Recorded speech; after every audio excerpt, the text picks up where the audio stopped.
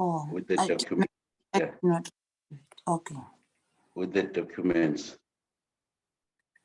It was All only right. one. Yeah, I did send it after I've sent the link. Started with the link, and then I sent. All right, Bracken. Let me double check. Okay.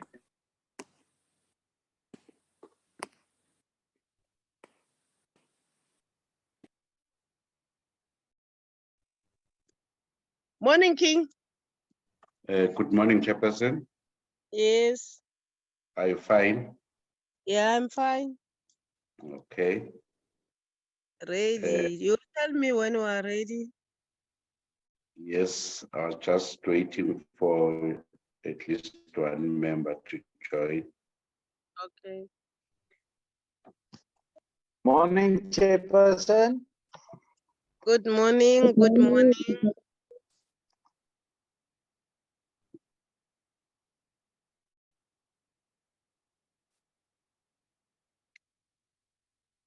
Good morning, Honorable.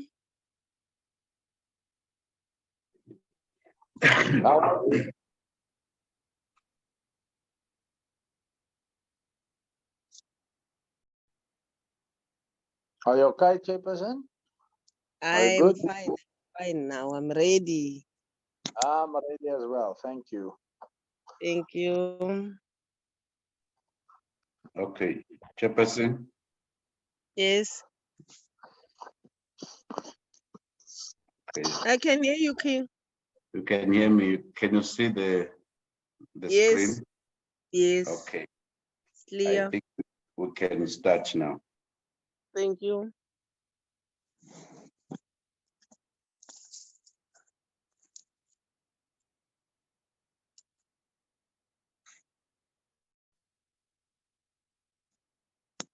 Good morning, honorable members.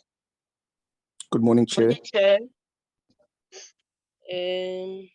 Recording in progress. Good morning also to our guest and the minister. We've got the agenda before us. The first item is opening welcome and the purpose of the meeting. You're warmly welcome.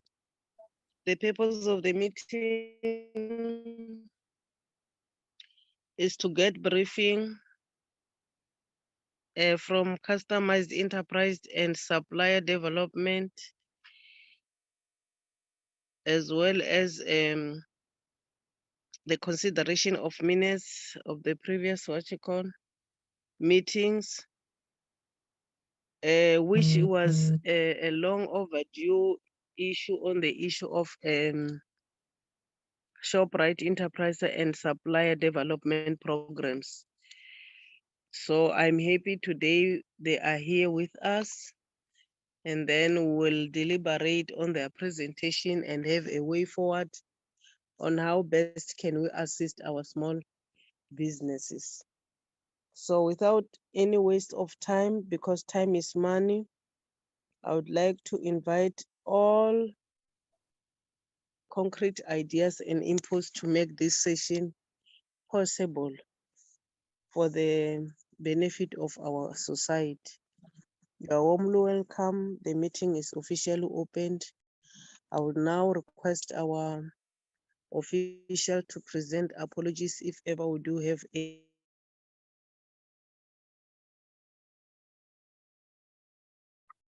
Thank you, Chairperson. Good morning, Chair. Braking, over to you. Thank you, Chairperson. Good morning, Chair. Good morning, honorable members. Good morning, colleagues from two entities, which is RW, CETA, and the colleagues from ShopRite Group. Chairperson, members that have joined the platform that I've identified, it's yourself, Honorable Swela, Honorable Jacobs, Honorable de Villiers, Honorable Matulelwa, Honorable Kruger, Honorable Zungula, Honorable Nkosi Tuli, Honorable Chomelang, Honorable Mtenjane, Honorable Hendricks, and Honorable April. Those are the members. So I was still waiting for Honorable Lubengo, which I have not received any apology so far. So those are members that are in, and then I'll further explain that we do not have the minister with us.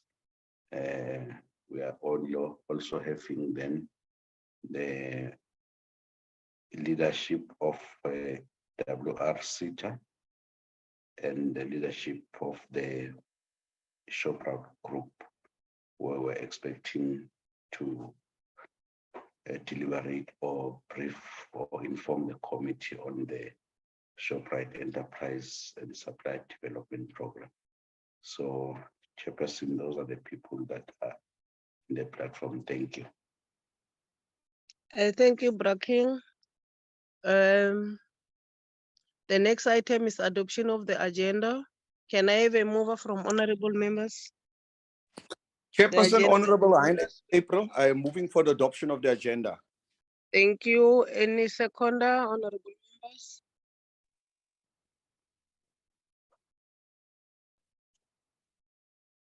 Chair, I will propose that we accept the agenda as is. Thank you, Honorable Kruger. The next item is presentation, Braking. You didn't mention their names. You have just indicated that our guests are from these entities. And then I would invite them. The leader of the delegation will give us a presentation from the two. Okay, sorry, Chairperson. There was a request from WR-CETA to start with them since I think it's Mr. Shova will be having a meeting, other meeting at 2. So we'll start with WR-CETA. Okay. Over to you, WR-CETA. Thank you, Chair, and good morning, members. I'm not sure if I'm audible. You are, myself, I can hear you. I don't know from Okay. other members. Okay, thank you. Thank you if I am. Thank you, Honorable Kruger. I have circulated the presentation. So I'm not sure from the Secretariat if the presentation is available or should I present from my end? Maybe rather let me present from my side. Yes, Shova, we did receive the presentation. However, I've made you a co-host because it becomes easier if yes. you flight it and then you are able to control it yourself. The only thing that we'll request for now, maybe for a time being, you can show yourself so that members can see you, and then maybe in the long run, you can switch off your camera. Okay. I believe your data is enough to show yourself. And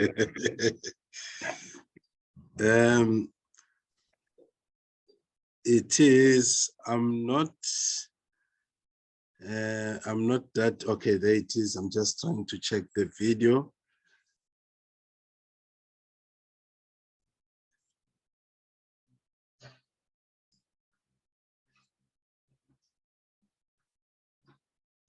Am I visible?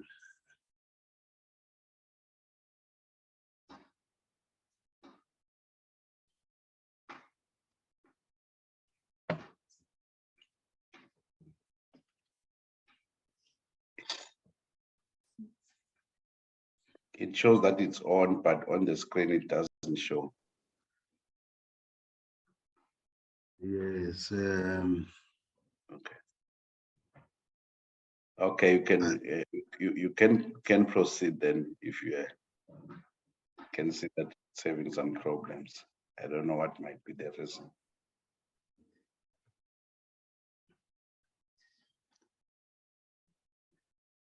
Okay, no, thank you. I don't know how to do that. I see it shows like it is presenting.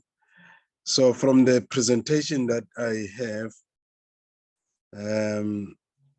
I'm trying to share the presentation.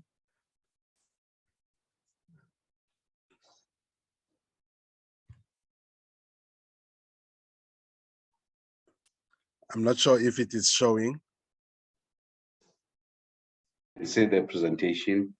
It Or is. it will see. Honorable members, I believe you can see it. Okay. No. Thank you very much. I'm still to educate myself quite well on Zoom. I'm more user-friendly to Microsoft Teams. So maybe that's why my video is not coming up, but from my side, it shows that it's playing out. But be that as it may, Chair and honorable members, I will start with the brief introduction of myself. My name is Sipho Shoba from the Wholesale and Retail sector. I'm employed as a Chief Operations Officer. I've been with the SITA for the last 14 years now, to be precise, and I'm responsible for the operation of the organization. We are having SITA presence in all the 9 provinces, except for Gauteng, wherein we have 2 provincial offices, but in 1 province. So in our structure, you will then, when you go through our website, members shouldn't be surprised to see the 10 provincial offices, yet we've got only 9 provinces in the country. It is because of that reason that in Gauteng, we decided to divide it into 2, because of the high concentration of our levy-paying stakeholders in the retail sector. As honorable members and chair, and the honorable minister will know that Gauteng is the economic hub of the continent. So most of our active levy-paying stakeholders as a wholesale and retail sector, they are in the Gauteng province. So for us to be agile and customer-centric, we then structured ourselves in that way so that we can be closer to majority of our stakeholders in that particular province. So the presentation that we are sharing today, therefore, it mainly focuses on the SME, which is part of our key stakeholders, that makes up about 80% of our levy-paying companies that we are servicing. Then the remaining 20, it is split between our large and the super large. So the large and the super large in terms of our definitions, and the small and macro, it differs from the way in which it is categorized or classified in terms of the Department of Small Business, because we do not necessarily look at the turnovers of this organization in our classification of their sizes, but rather we look at the number of employees that they employ. So those that we classify as small macro are those wholesale and retail companies that employs 49 less people.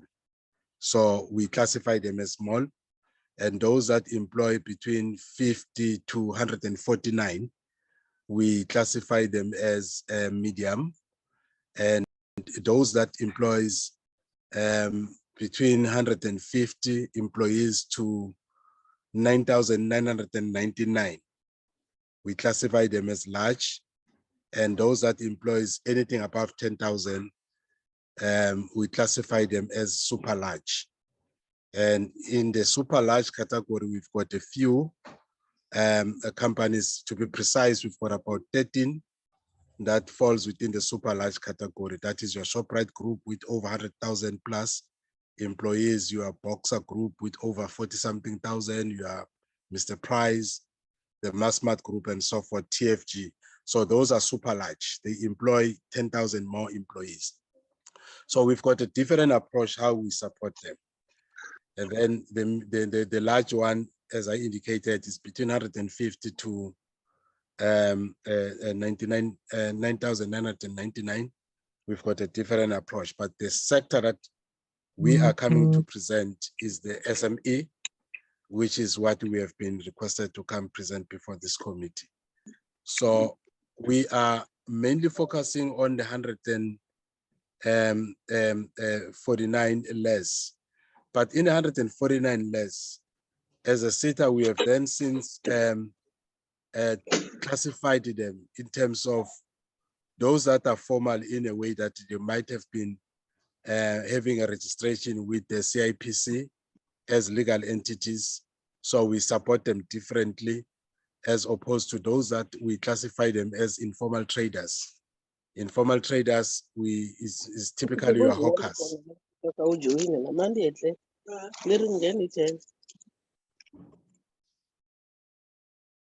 Sorry about that, Chair.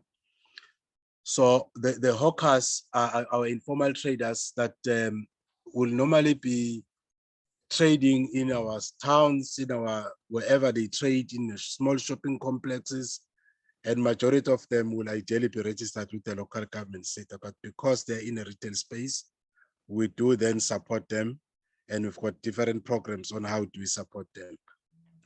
And we also have the third category in the SME, which is your entrepreneur development. In your entrepreneur development, that is where we do what we call also the supply development program, where we tried also whatever that we do in terms of our mandate, we go beyond our mandate to link them up with some of our mainstream players in the retail space. Like for an example, small scale farmers who might be doing their produce wherever that they do, we're able then to support them through training and also facilitate the access to the market with most of our wholesalers that we operate with. So we refer that as entrepreneurship development program. So those are the three programs I'm going to talk about for the purpose of this committee, Chair and honorable members. That is your entrepreneurship program that we do, and then it's your informal traders program we do, and then it's your small micro enterprises that we do, and the type of support that we do in that. So the current slide, it just refreshes our memory in terms of our mandate as the SETA, as you know, members and Chair. We are Schedule 3A, and our mandate is mainly on skills development to ensure that we disperse the grant to facilitate the learning program implementation. As wholesale and retail SETA, our vision is to become a leader in the skills development in the country for the sector that we are responsible for. Our mission is to ensure that we have a professionalized wholesale and retail sector, right from your informal trader, entrepreneurship development program where entrepreneurs are supported up until to your super large companies or organizations that we work with.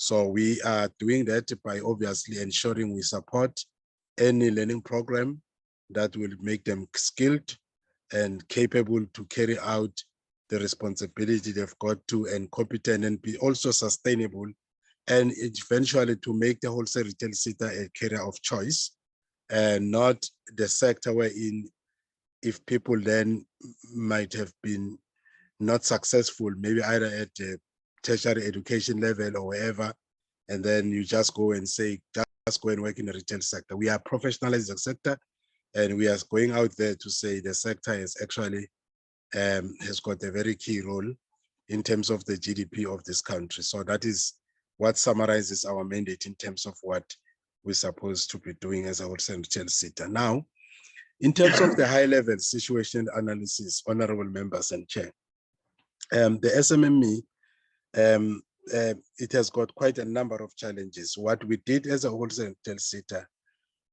we have engaged 3 universities in the country whom we appointed as the retail chair. This is where we wanted it to start, part of our strategy to say for us to be able to professionalize the sector and also have an understanding. Let us not only rely on the sector skills plans that we do ourselves together with our stakeholders.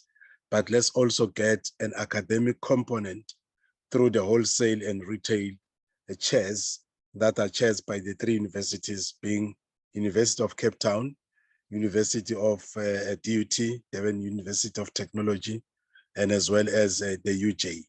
So they do quite a number of investigation for us. And one of the subjects they had to look at was to look at the issue of the SMME generally, the challenges at the macro level and at the micro level.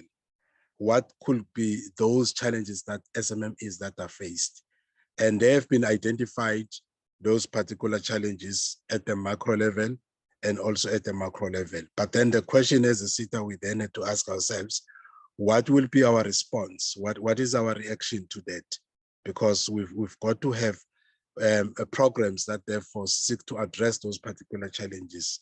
So we then develop our own SME and entrepreneurship strategy as a sitter to be able therefore to say, one, at the macro level, we know that we can influence the government policy point of view through the participation in every discussions that are happening. As you know, we as sitters, we report to the Ministry of Higher Education and Training, but we also participate through the National Skills Authority that advises the minister on issues of skills development. So we also see ourselves as a relevant stakeholder in the policy formulation and the regulation point of view to influence the direction in favor of the SMME. Then at the macro level, high level, obviously, which talks about a number of issues which are challenging the SMMEs, your issue of limited financing opportunities and the poor cash flows, and also incompetent human resource. And one of those things that we are doing is therefore obviously to invest in terms of the skills program trainings that we are offering to these SMMEs. But we go beyond therefore to say in terms of the infrastructure that majority of our SMME are not necessarily provided with that supports their trading space where they could just trade, for an example, in a manner that is dignified and so forth. We go beyond as a wholesale sitter to support them by making funding available for that particular support on infrastructure. And so in terms of our infrastructure support that we do quite a number of things in terms of our strategy, which among is the shelves wherein they trade in your spaza shop, your typical spaza shop. We will then give them the funding to revamp or construct their shelves. Secondly, they can also do the revamping of the trading space. If they've got their own small container there, we are able then to come in, or if they've got their own structure, we are able to come in and support them in terms of renovating that particular, though not at that massive scale, because that is not our core mandate, because our core mandate is mainly training, but we go beyond, therefore, to say we can make certain funding available to meet you halfway in terms of supporting the infrastructure. The other infrastructure that we are very big in terms of the challenge that we have identified at the macro level is the issue of the fintech solutions. Most of the spaza shop operators and majority of also of informal traders, they still trade using the manual cash payment system. So now we are starting therefore now to move into that space where we are putting funding to support them in as far as the fintech solution there. They can trade, they can sell variety of programs, products like your airtime, your whatsoever. So we do fund that particular infrastructure with some of the SMMEs that we are identifying, including the entrepreneurship. That is just at a high level. But members and chair, you will then remember that we also, while we're still trying to deal with the challenges of the SMME, trying to come up with products or solutions or strategies, then we also experience the July 2021 unrest and the looting, which the wholesale and retail sector was heavily affected by that. in our KZN, in particular province, and as well as part of the Eastern Cape and Gauteng largely. We have then had those unfortunately setbacks, because majority of those that were affected, they are also the very same stakeholders that we're already putting programs to support them. Then just when we're trying to recover from the July unrest, we also experienced the April flooding in KZN and part of Eastern Cape, where we saw quite a number of our retail organizations being affected by that, in a sense that your hawkers, majority of your hawkers who were trading wherever they were trading, in taxi ranks, in shopping centers, in schools, then all those structures that were there, though majority of the structures might have not necessarily been built by us, but by obvious government and the local municipalities, but they were washed away. And in a way, then most of our stakeholders were affected, because in those number of days, they couldn't have the trading space. They couldn't have an income, they couldn't do anything. So, but however, we are doing quite a number of few things also to respond, as much as we tried also to respond to the pandemic, COVID-19, and the July unrest, and now with the flooding that we have experienced in April. So, Chair and honorable members and honorable minister, then this slide that is now presenting, I've tried to look at the last 3 financial years in terms of these 3 categories of SMME, as I've spoken to, that I'm going to be focusing on. We have done as a SETA, and to what extent we are impacted by the macro and the microeconomic issues that I've highlighted in the previous slides. There are 3 categories in the presentation of this support that we do. The SME, the number of, in terms of the indicator that we have as part of our annual performance plan, is the support on the small and medium enterprises by the SETA. Members and honorable chair, you will recall I did indicate that this type of indicator, or this category of SMEs, are those that employs 149 less employees, 149 from 1 to 149 just across, but they are registered with CIPC. So some, they might have a levy number in terms of the levy registration, some they might be levy exempt because of the levy exemption system if their threshold is below the 500,000.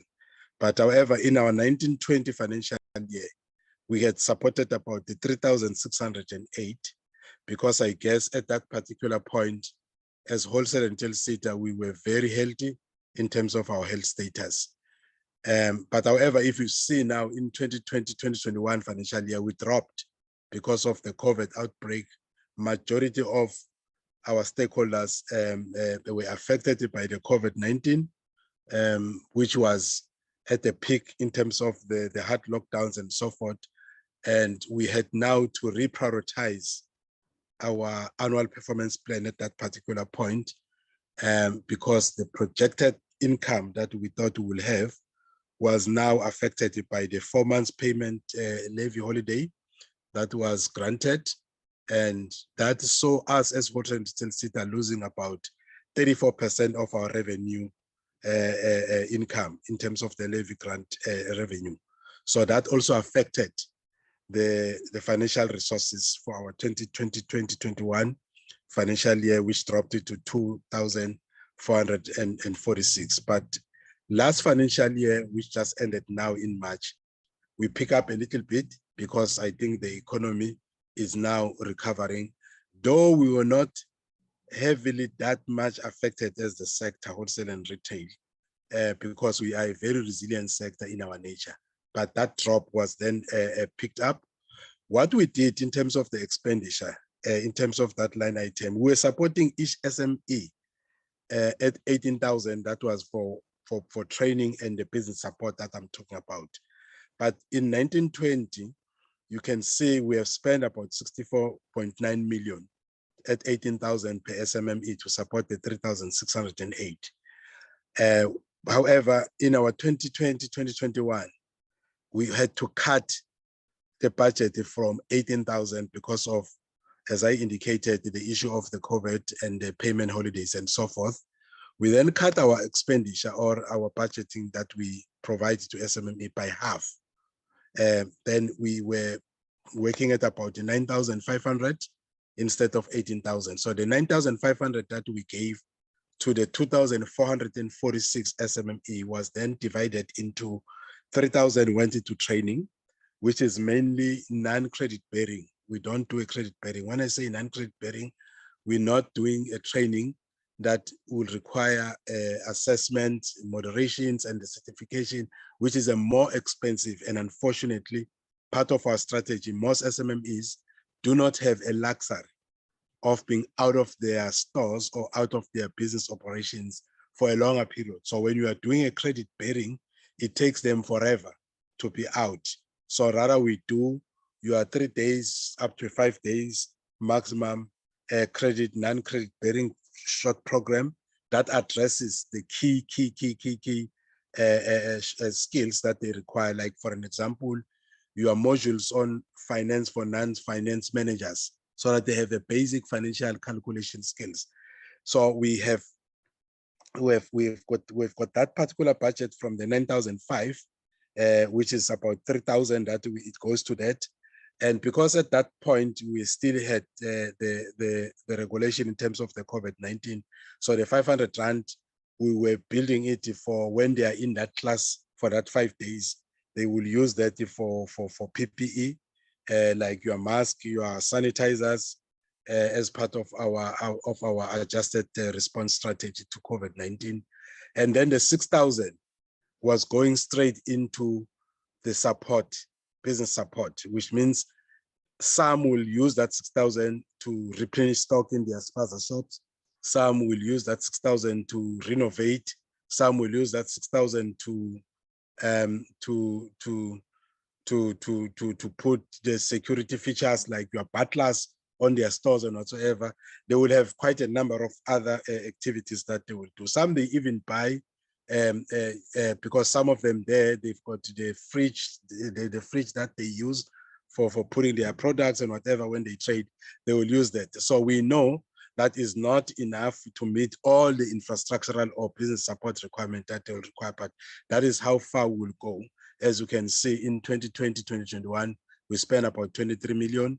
And last year, we then at least to pick up a little bit to 23 to 23.8 million in terms of that. But we're still keeping it at 9,500, the support that we are providing to the SMME. We're no longer doing the 18,000 we used to do because of, like I indicated, the loss of about 34% of our revenue income due to the COVID and the looting and many other factors that affected the economy. Then the next category, Chair and honorable members, is your informal traders. You'll recall I did indicate that the informal traders, we talk of your hawkers, your hawkers who trade in the shopping malls, who trade in taxi ranks, who trade along the street in towns and so forth. We also, in 1920, supported 1,600 at a cost of 12.8 million. But what we have done in 2020, because when we engage from the various research papers we got from the retail chair and also our board and also our minister, we then said maybe let's rather increase while we experience the COVID-19 and whatsoever, but let's rather increase our investment for these informal traders, because they were the main people that were heavily affected, in a sense that they will not have any backup support anywhere else other than that we had now to come and increase the beneficiaries to 2,426 that we did in our 2020 financial year at the cost of 19.4 million. And in our 21-22, we did 2,401 at the cost of 9.2 million. That is the type of support we gave to the informal traders as we drop to SMEs, because some of our SMMEs, by the way, honorable members, are guys who are in a franchise arrangement, kind of.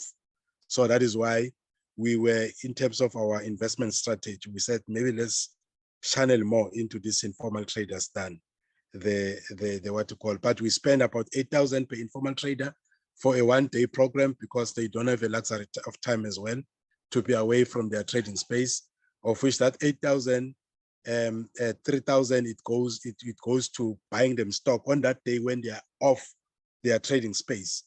We are able therefore to buy them a stock worth of 3,000 because they will have attended the training.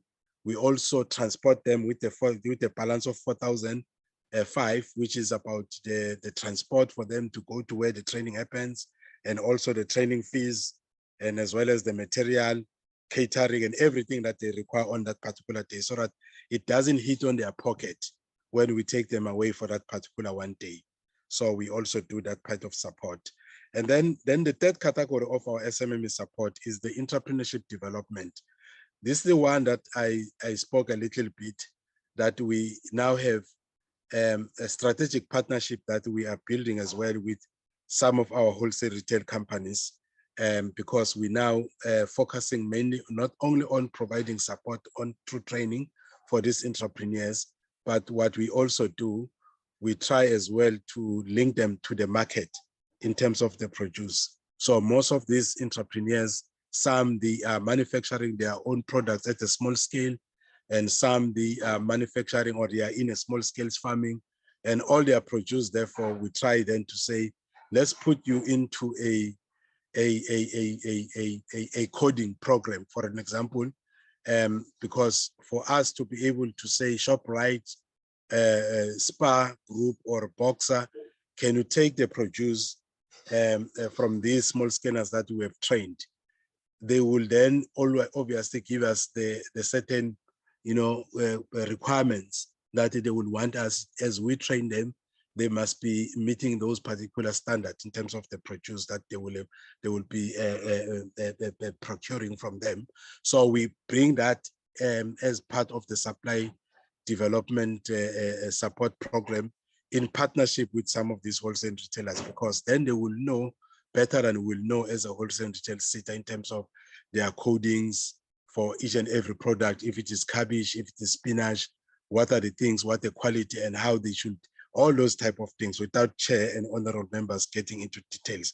But however, in 1920, we did not have this as part of our strategy, the entrepreneurship development. As you can see in the presentation, there is none. But however, in our 2020 financial year, then we started moving into that space, wherein we have supported about the 303, being for the first time that we're doing that. So this 303 are young people mainly, and women in particular, that we recruited in 4 of our rural provinces where you started. That was Limpopo, Northwest, the Northern Cape, and as well as Free State and Eastern Cape. That's where we started with this 300, wherein we recruited 50 each province, and we put them into this particular entrepreneurship program. The program saw each young person being taken through a new venture creation for about 6 months. And during that 6 months, we pay all the costs that are associated with that.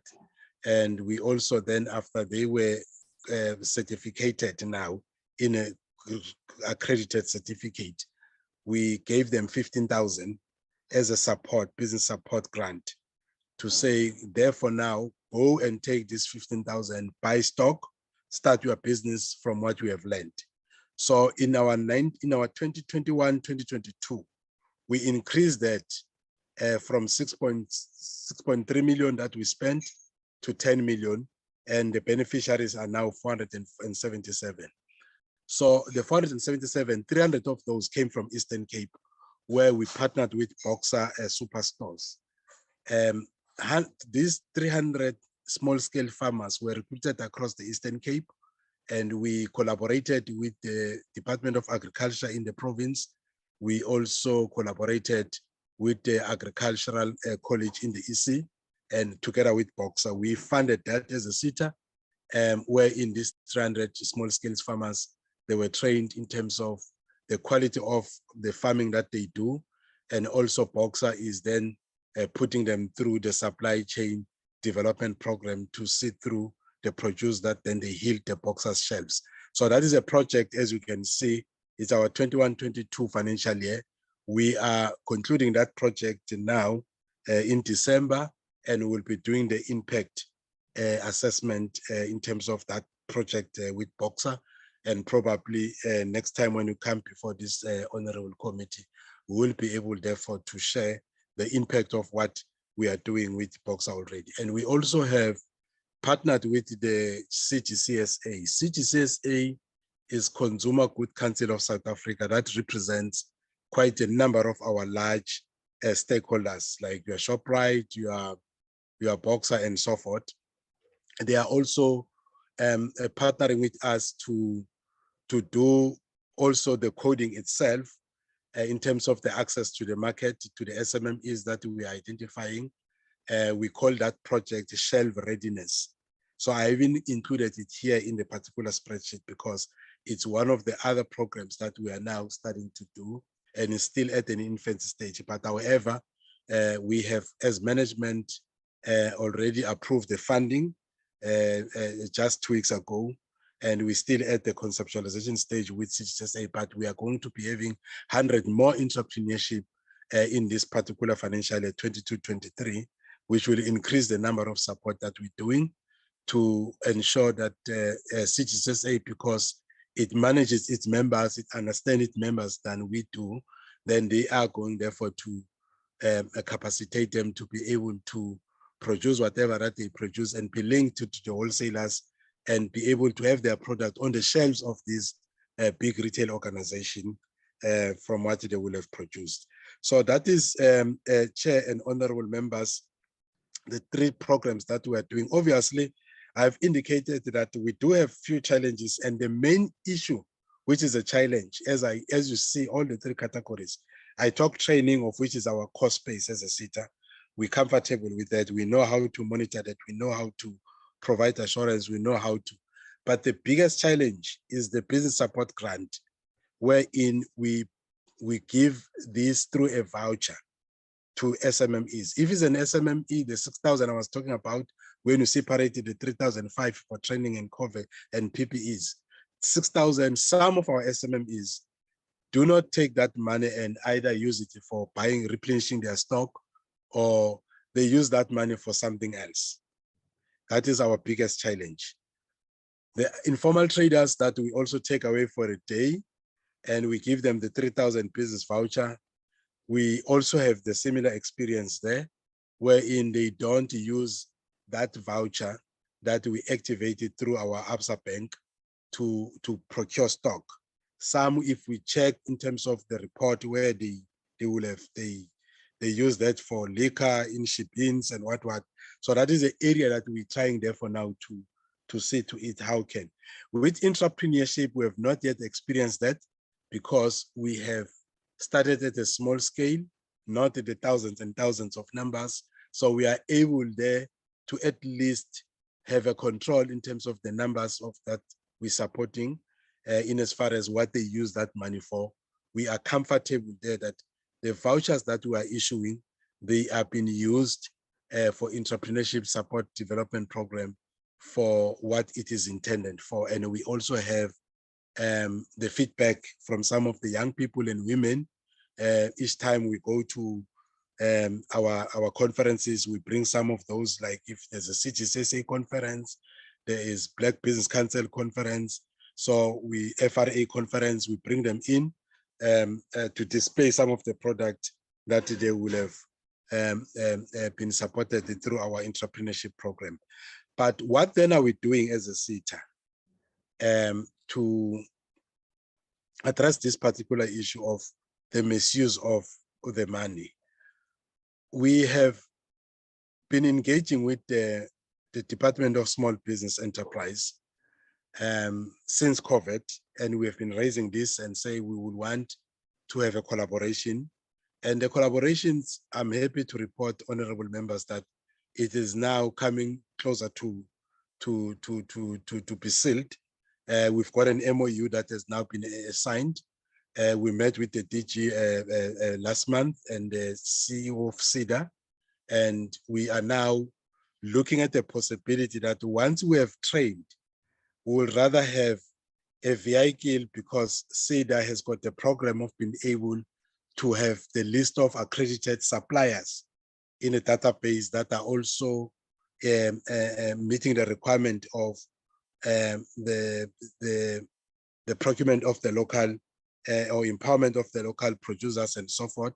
So that list of our wholesalers that are in that particular list of suppliers, we are looking at now an arrangement of being not giving the voucher in terms of the business support directed to our small and informal traders, but rather we give them the voucher where they can go and redeem through stock from the list of those wholesalers that are accredited through the Department of Small Business, obviously as a custodian of the small business development. So we are at an advanced stage with that. We have tried in few provinces. As we speak today, there's a session, that's why my CEO could not be joining here. The Eastern Cape Economic Development is meeting with him to also do that support in the Eastern Cape.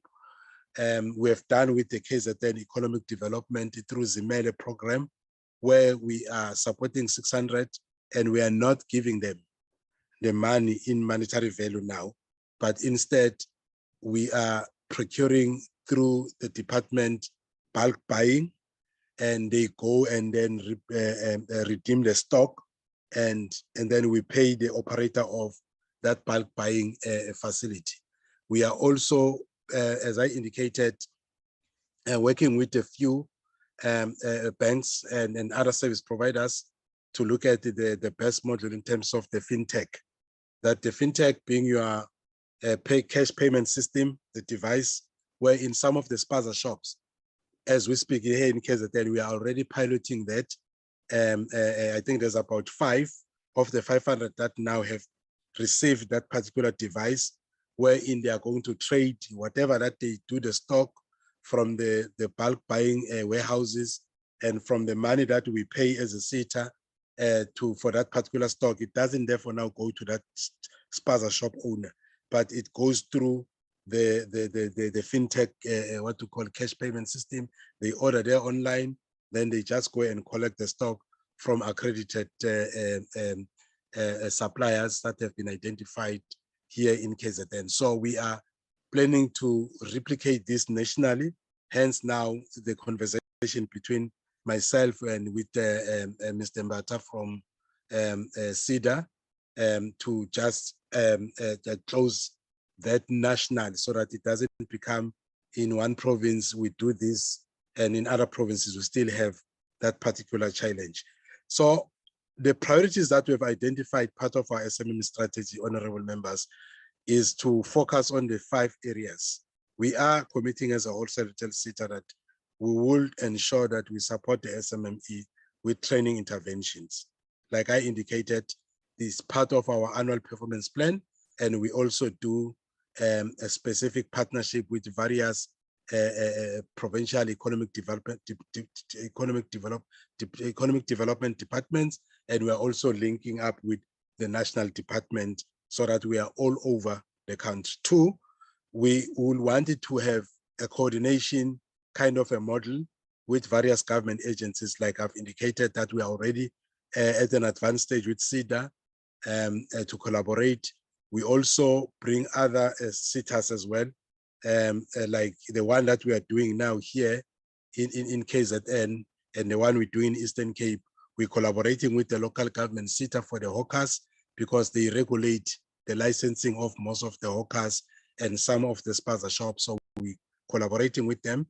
And priority 3, we will be focusing on the rural-based enterprises. Like I've indicated, that the entrepreneurship, we go as we do the Eastern Cape with Boxer now. We are deep in the rural part of the Eastern Cape province. We have done that in the Northern Cape, your Bohoberg area up until Appington. So that is our strategic focus in terms of the priority number 2.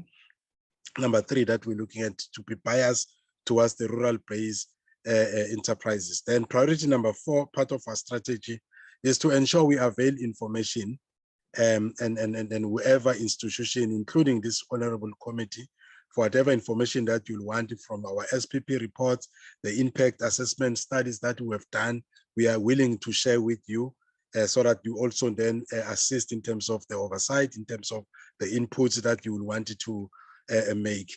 And priority number 5, we would want as a whole central SETA focus also or emphasize the issue of career guidance, because the career guidance in the SMME development space is not been taken or given the attention it deserves. So we are putting up program there for now, wherein through one of the elite program that we are doing, that is called International Leadership Development Program, where we're taking the executive of the sector into a 1-year program at NQF level 8. And the is an exchange program in a way, because they spend a part of their training program, they spend some time with one country in Asia, one country in African continent, and one country in the Western world, that is either Canada or whatsoever, wherein they sit with other big retail companies in this particular continent, and they share the experience and so forth. So we bring those, once they graduate, this executive from the sector, we bring them in also therefore to assist with the career guidance and the career pathing support within the SMME as we produce this particular entrepreneurs and so forth, so that it doesn't become just for us to train, but then they not having any ambitions or any knowledge in terms of what was the secret of PEPCO as a group, where it started and why it ended there. So that is where now we are focusing mainly in terms of priority number 5, to also ensure that these challenges that we have identified generally, they are addressed by putting relevant investment in terms of this. Chairperson and honorable members, I will pause there. And if there are questions for clarity and further input, I'm more than therefore willing to make notes of further inputs, because as a SETA, we are not perfect, but rather we accept any inputs that comes and interrogate them and align them in terms of our strategy and our mandate, so that next time we are better than we were the day before. I will pause there, Chairperson. Thank you very much. Thanks, Mr. Shuba. The only interesting game you are referring to 2019 to 1920, before even our forefathers were born. So I was just laughing while you were presenting. But thanks for the good presentation. I think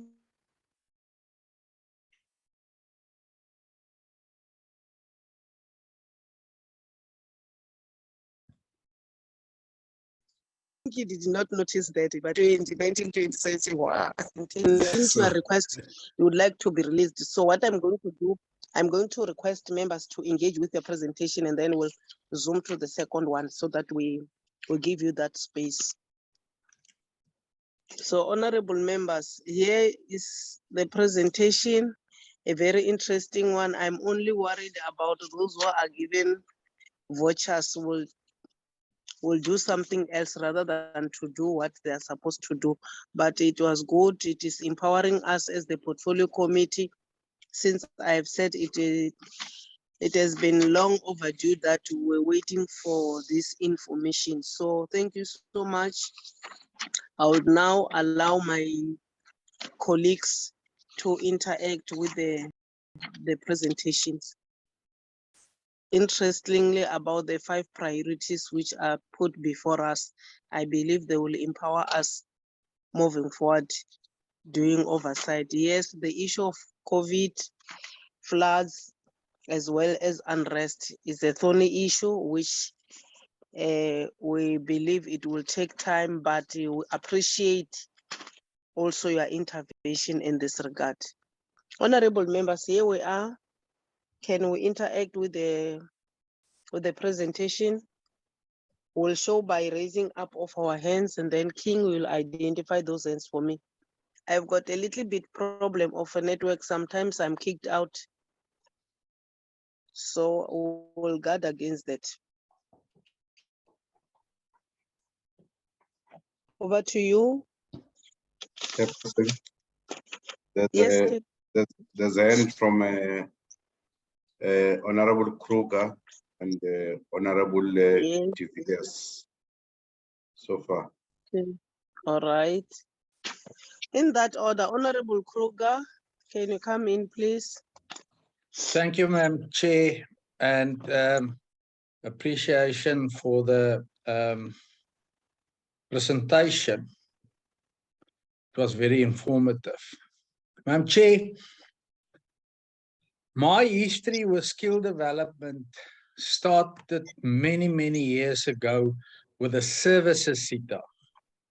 And they had a program, or they intend to start a program called New Venture Creation. And I was one of the group, very first group, that actually put this whole program together for entrepreneurs, especially for small businesses.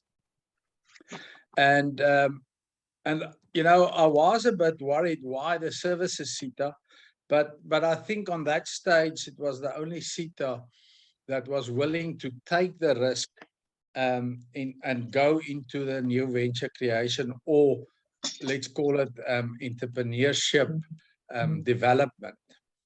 Now, for many years, and it's more than 100 years, there's a debate about entrepreneurship. Is it a skill or is it knowledge?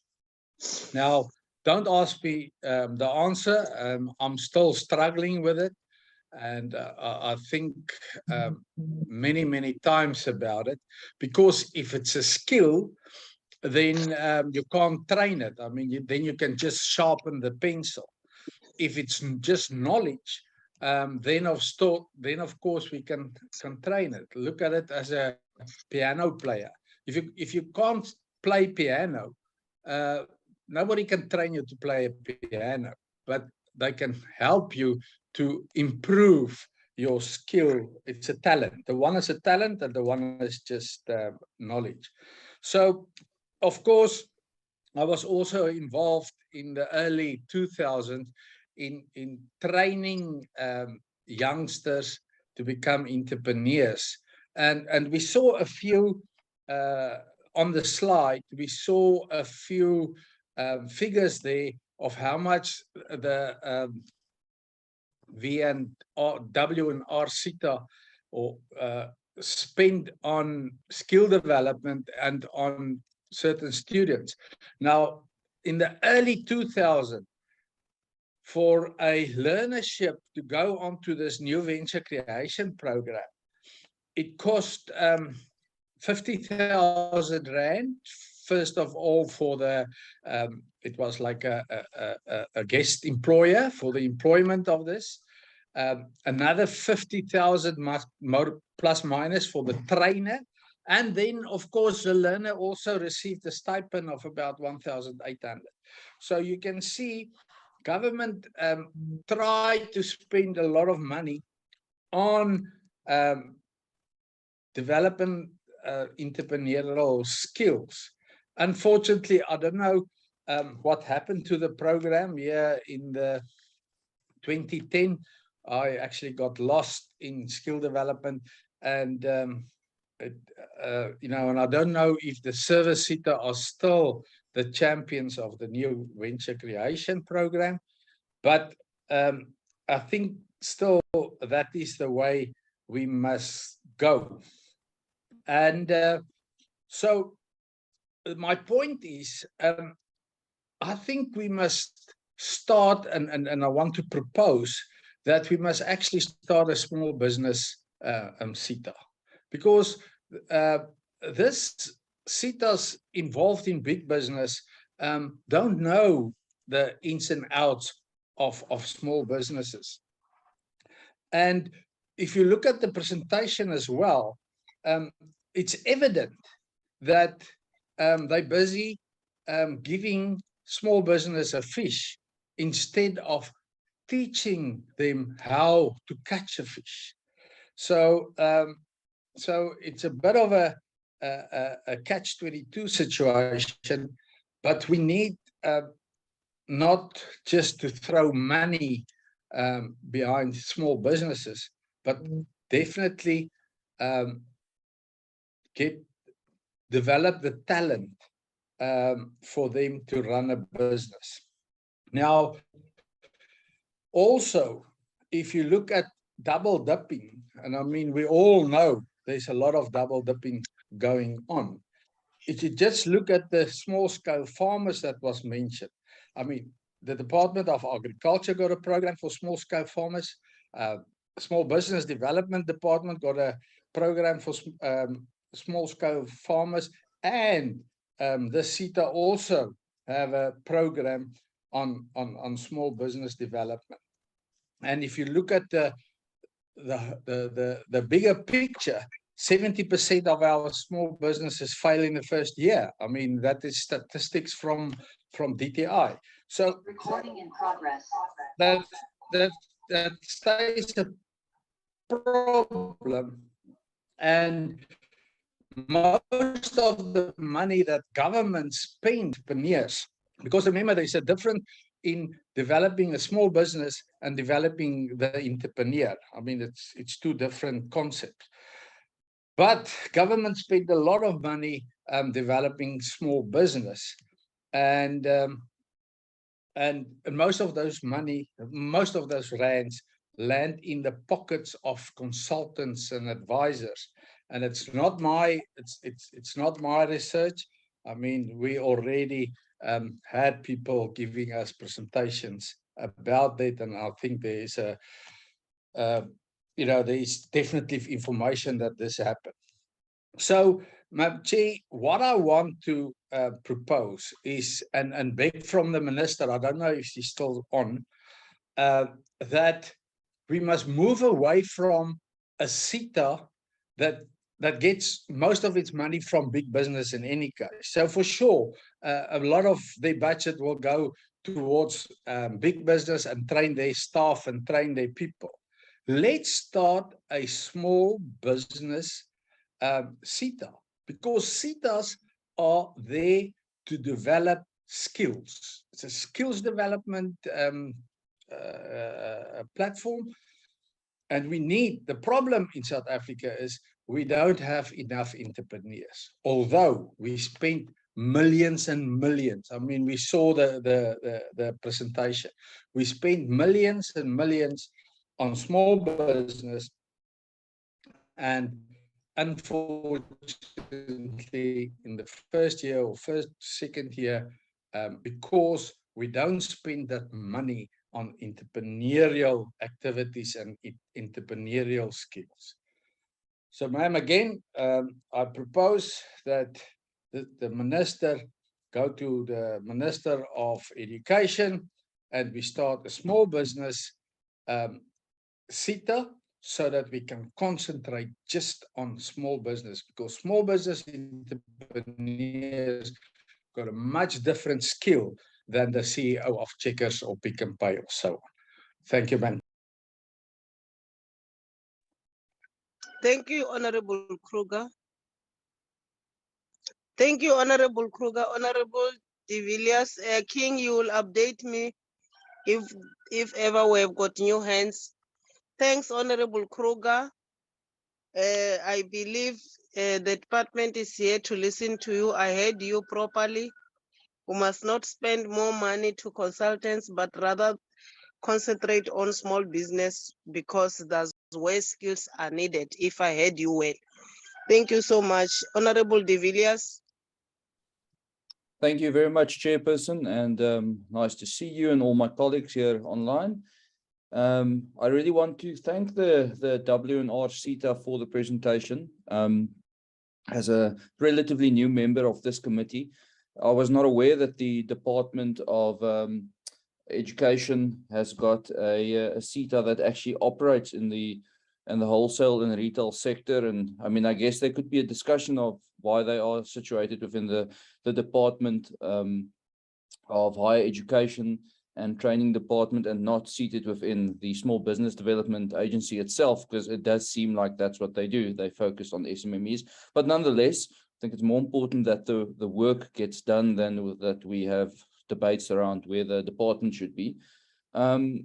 Just 2 or 3 comments and then 2 questions for clarity. I think in a country like South Africa, where we have 31% unemployment, probably closer to actually 40% unemployment if you count those that have given up looking for jobs. And if you take into account the vast amount of unskilled job seekers out there, then I think any program that seeks to just teach entrepreneurs and their employees, small businesses, basic skills to make people more employable and to make businesses more resilient, then hey, I'm definitely a fan of that, and I will definitely support that. Without knowing exactly what this department does and how these programs have impact, it does seem that they have quite a wide reach, and I was impressed to see the metrics and all of the different the numbers of the businesses that they have worked with.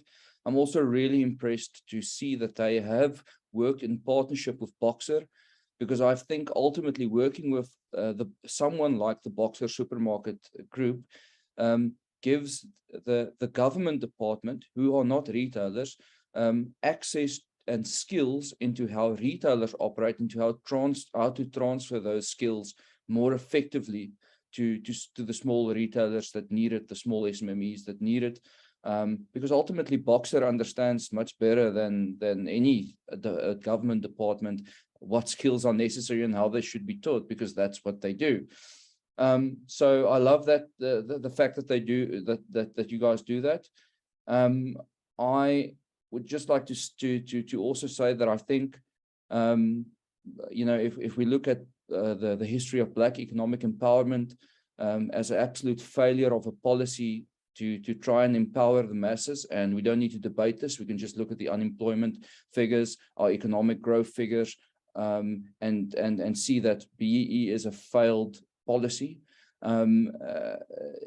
What we need in this country is exactly this sort of empowerment. True empowerment is not when we enrich a Black elite and make them richer and richer and richer. True empowerment is when we go down to people who are unemployed and unskilled, and we actually skill them and we teach them to run businesses, and we actually empower on the ground, not in the boardrooms and in the rich restaurants, and give people who are already rich, just make them more richer. That can surely not be empowerment. So I support what the department is doing. I think this is a real empowerment, not the failed BEE policies which we've seen in this country. I've got 2 questions. I want to just understand, does a small business voluntarily sign up and pay levies to be part of the WNR CETA? And if so, what, just an indication of, if you're like a small little spaza shop, what would your levy be? I just want to understand the financial implication of it, because it does seem like you need to be part of the CETA to gain access to the programs of the CETA. And then I just want to also, oh yes, I just also want to ask, if you are part of the CETA, how do you get approval for this training? Is it as simple as, I'm now part of the CETA, so I can qualify for any of the training programs, or do you have prerequisites? How do you decide who gets the training? Okay, thank you very much, Chairperson. That's all from me. Thank you, Honorable de Villiers. King, do we have any other hand? Yes, Chair, we've got a hand from Honorable Matulelwa, Yes. which will be followed by Honorable April, and there was also a hand from Honorable Jacobs. I think Honorable Jacob has got a problem with network because it keeps on kicking in and out, but fights Matulelo and Honorable April. Okay, Honorable Matulela, over to you, please.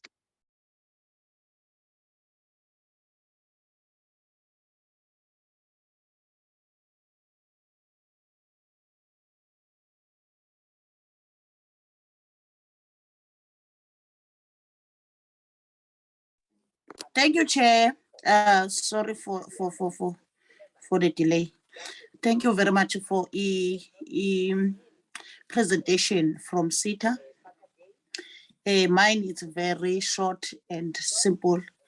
We can see that they are doing very well. They are doing something there. But my concern is we need to publish these efforts that they are doing, because you know, when you are going to constituencies, people, they don't know about this program that is being done by ShopRite, and many people, they are struggling there, more especially the hawkers and the street vendors, all of those people that have informal traders. They don't have information. You know, we're having these programs that are being done, but let's hope, but we are going to do our own oversight as well to check, because the presentation is general. We don't know where exactly these programs, because I've heard that there are many programs that are being done for informal traders and these small businesses, but I don't know if is this done or in the whole South Africa, or there are some parts where the SETA did not reach, because there are some places which they never have any help from the department, any help from this report that we are having. Thank you very much, Chair. I just wanted to know if they can indicate where exactly in the Eastern Cape, where exactly in KZN there is Spingo that we were there together with you. There are some places that they never touched. It can be correct that we generalize what was happening, what has happened, or what the help that has been done, and calling it an Eastern Cape Ganti. It's only happened in Umtata, but the whole Eastern Cape did not receive anything. Same applies with all regions, with all province, because also Vembe is neglected, shame. There's nothing there. So maybe we will get something saying that in the Eastern Cape, somewhere, this township, where exactly these things happened, because the presentations are very general. Thank you so much, Chairperson. Thank you, Honorable. I think they've noted that during their introduction background, they indicated that they are in 9 provinces, but it will be good indeed to hear where they are located so that it assists us while doing our oversight.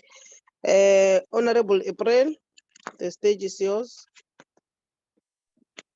Thank you very much, Chairperson. Let me take this opportunity to welcome the presentation that has been made by the SETA. It's indeed heartwarming to hear about the work that they have been doing in supporting businesses, even if it's small businesses or bigger, medium-sized businesses, as it were.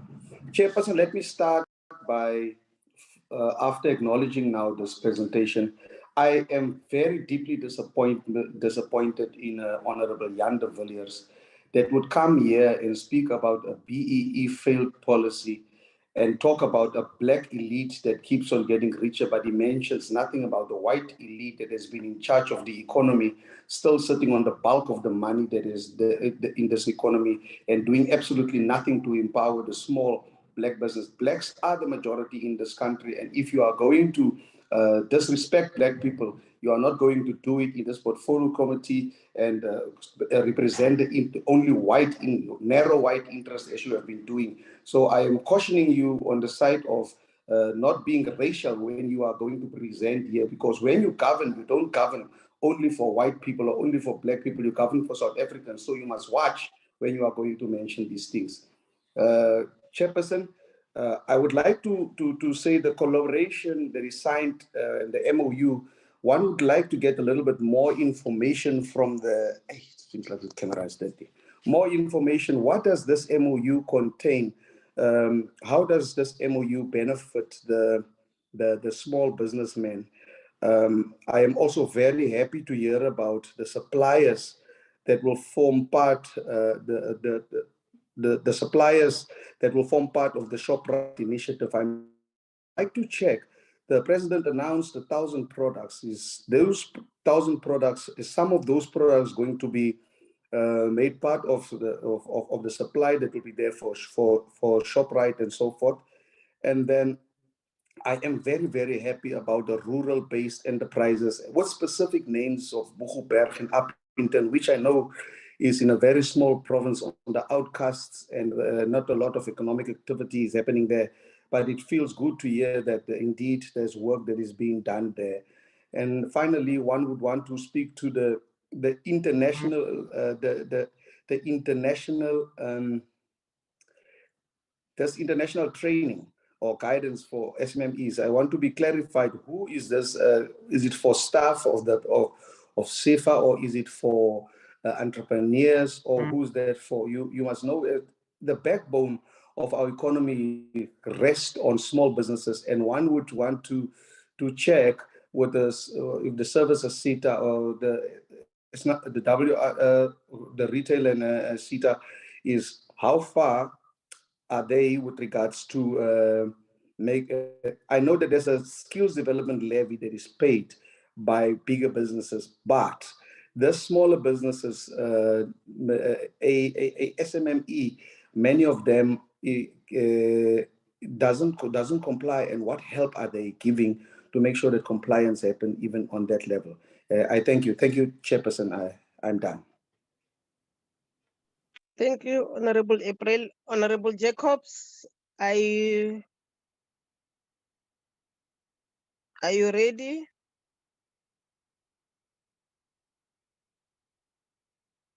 Chair, I think let's start with Honorable Tromelang. Okay. Because, Honorable Jacob, it seems as if it's still struggling. Okay, we can start with Honorable Tromelang.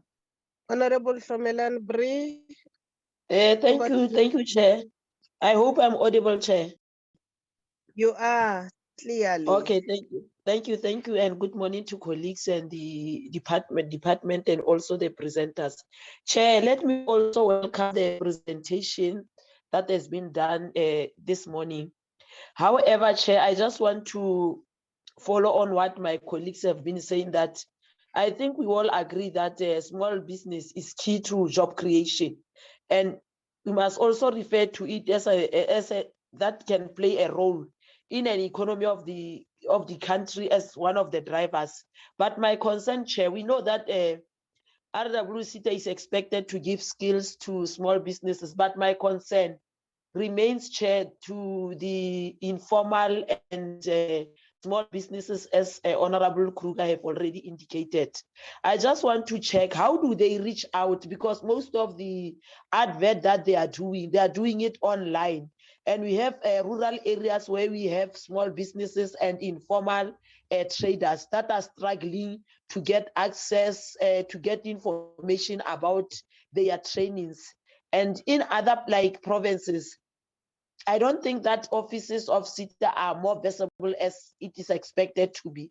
What is it that they are doing to help those small businesses who can't even log in to get information? Because nowadays we rely more on technology. What is it that they are doing to reach out to those that are challenged technologically? Secondly, have they recorded the progress that they have made, let me say, since from last year until this year, about the small businesses and informal businesses that they have capacitated? Are they doing well? What is it that they are intending? Do they have time that they have limited to take them through, so that when they leave those small businesses, they are able to stand on their own? Because I'm also agreeing that the small businesses must be empowered to do things on their own. And the challenge, honestly, of double dipping remains a concern. And the other thing is, we can't just keep quiet to say, when we have programs like your CETA programs, the information does not reach anybody. Do they have just a simple approach that they can use to reach anybody, especially in informal and in SMMEs? Because some are in rural areas, they don't get information in time, but already they have passions because there are things that they are doing, but they don't have capacity to register, to get informations when they are training. So I wanted to check, and the difference between the skills programs and the skill programs and the learnership that SEDA is offering. How do they intend to take far those SMMEs and the informal businesses, Chair? Thank you, Chair. Thank you, Honorable Somelang.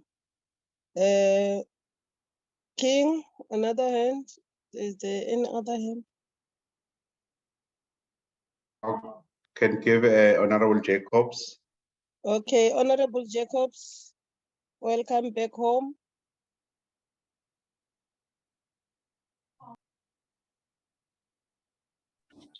Thank you, Chair, and greetings to all the members. And we want to say thank you to Mr. Choba for a good presentation. I want to just make some preliminary remarks on some of the issues. I think first of all, we can't have a separate small business SETA. If we understand the legislation, we need levy payers to have a small business SETA. But what I'd rather want us to suggest, and maybe they do have it, is to have a small business chamber in the wholesale retail sector. I hear Honorable Kruger saying that we should do it separately, but if you understand the skills levy, it's only the levy paying sectors that can establish a sector training authority, which is a SETA. So I think it's probably better that I hear him saying that we need dedicated support and focus for small business, but we probably could do a small business chamber. I also want to respond to Honorable De Villiers when he says that broad-based Black economic empowerment is a failure. I think he's right. He has a right to his opinion, but that's incorrect. We come from a past where economic apartheid is still the order of the day.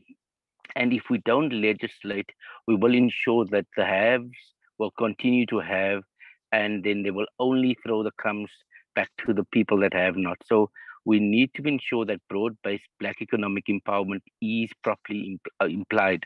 Yes, there was many times where white companies bribe and corrupt the political elites for them to take small deals. But I think what we talk about when we talk about broad-based Black economic empowerment is genuine empowerment of our townships, of our rural, of our women, of our youth, and of the workers. They must also be part of the ownership of the economic empowerment. So we still believe that the majority of South Africans, which is poor, Black, colored, Indian, South Africans, and also white, should also benefit from this policy. And we need to, because if we don't have this policy in place, white companies will continue to maintain white privilege. And I think what we need is that focus. So I just thought it's important to put our voice in the room so that we don't distort this debate about broad-based Black economic empowerment. Chair, let me respond to some of the presentation issues. Like I said, I think we are very impressed with wholesale and retail, with the work that they've done. I think part of our job is to look at oversight. And so We want to find out, Mr. Shoba, in all of your provinces, are the beneficiaries. We also want to hear from the beneficiaries, because you say you spend 8,000 Rand per informal trader, which is quite a good amount. And I really like the projects and programs that you're doing, but I think there is room for improvement. You say of that 8,000 Rand, 3,000 of that goes for them to buy stock. So if we put more money in the hands of informal traders and less money in the hands of service providers, I think that's Honorable Kruger's point, then it could go a long way. So we would want that the majority of the monies that we spend on informal traders and small micro businesses go into their hands, because it can't be we pay 8,000 Rand for a training for someone to come in, and then tomorrow they don't have the stock or they don't have the capability, and someone else is benefiting from this. They also have a slogan which says nothing about us without us. So there is an organization called the South African Informal Traders Association, ITA. Then there's also an organization based in Johannesburg, I think in Durban, StreetNet, which is also an informal traders organization. And then here in the Western Cape, we have a Informal Economy Development Forum. So these structures are structures that actually are represented by informal traders. They have their own structure, their own constitution. And so I would want to encourage wholesale retailers to work with the relevant people, with the communities on the ground, with the informal traders associations in all our areas. I think what we would want to do is, Chair, is just to see how that partnership can grow. You raise many opportunities for small businesses. I think the one thing that we'd want to see is how do we get the big retail companies also through the wholesale retailers to partner, because we experience a lot of bullying from these companies. Then we also like the idea that you're having with the fintech. I think it's important that we get our small businesses also fintech solutions and these card machines, because cash sometimes is a hindrance. So I'd like to, if you can expand more, or you're helping them with giving this, I think it's a corner machines, or I don't know what's the name, but you help them to access these cards so that everybody can tap. Even if I go to a walker, I can tap my machine and I can give him his money, and so it can be cashless. That is a good initiative.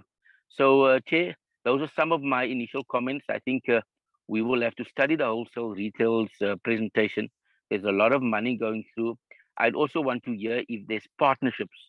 We must continue the work that wholesale retail is doing, but with other partners. So I'm encouraging them to do partners with small business associations, with the department, with government departments, with helping also getting big retailers in. But they must keep up the good work. There is areas of room for improvement, and they must share and showcase examples where wholesale and retail is making impact. But come to our rural areas, come to our townships, and work with this department or this portfolio committee. We want to be part of the journey of helping and making accessible for all our people. Thank you, Chair.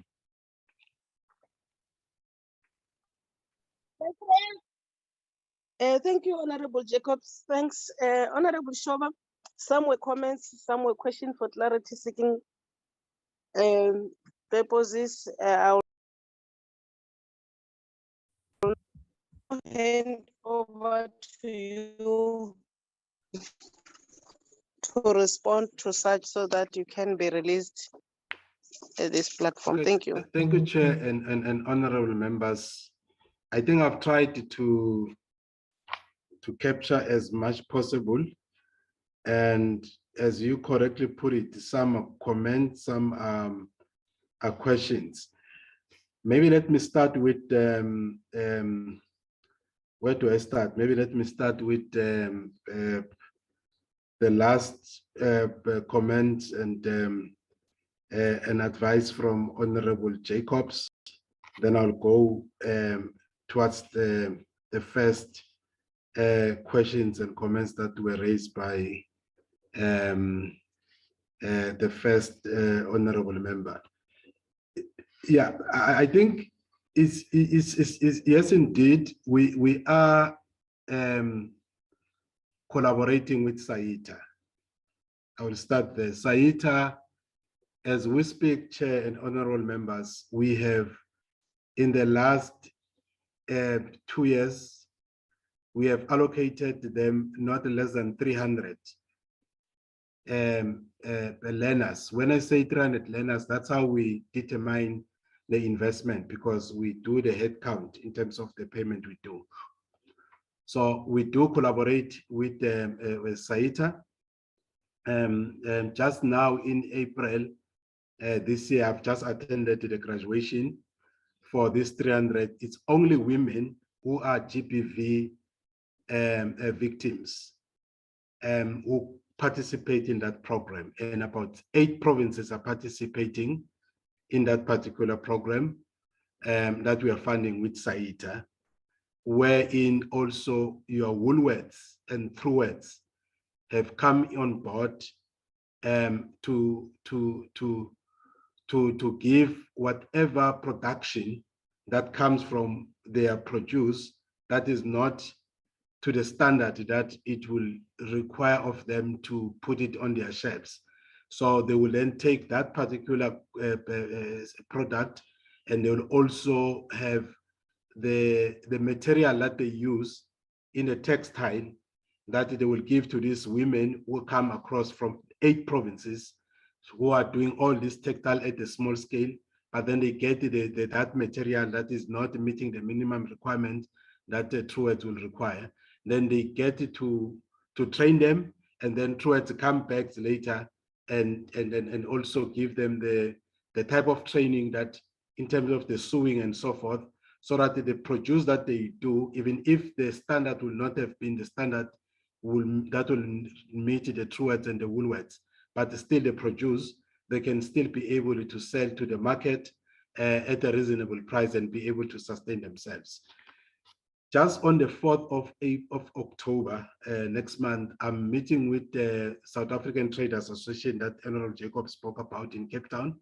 We actually met as part of the informal economy, wherein they have a representation of about 5,000 informal traders across the country. So we are meeting now at the tanky level now, because when we met earlier this year, we were still doing the MOU, which answers the question about the MOU, what this MOU entails. Basically, the MOUs that we enter into with as a SETA with a number of strategic partners, it regulates the sharing of information between ourselves and them.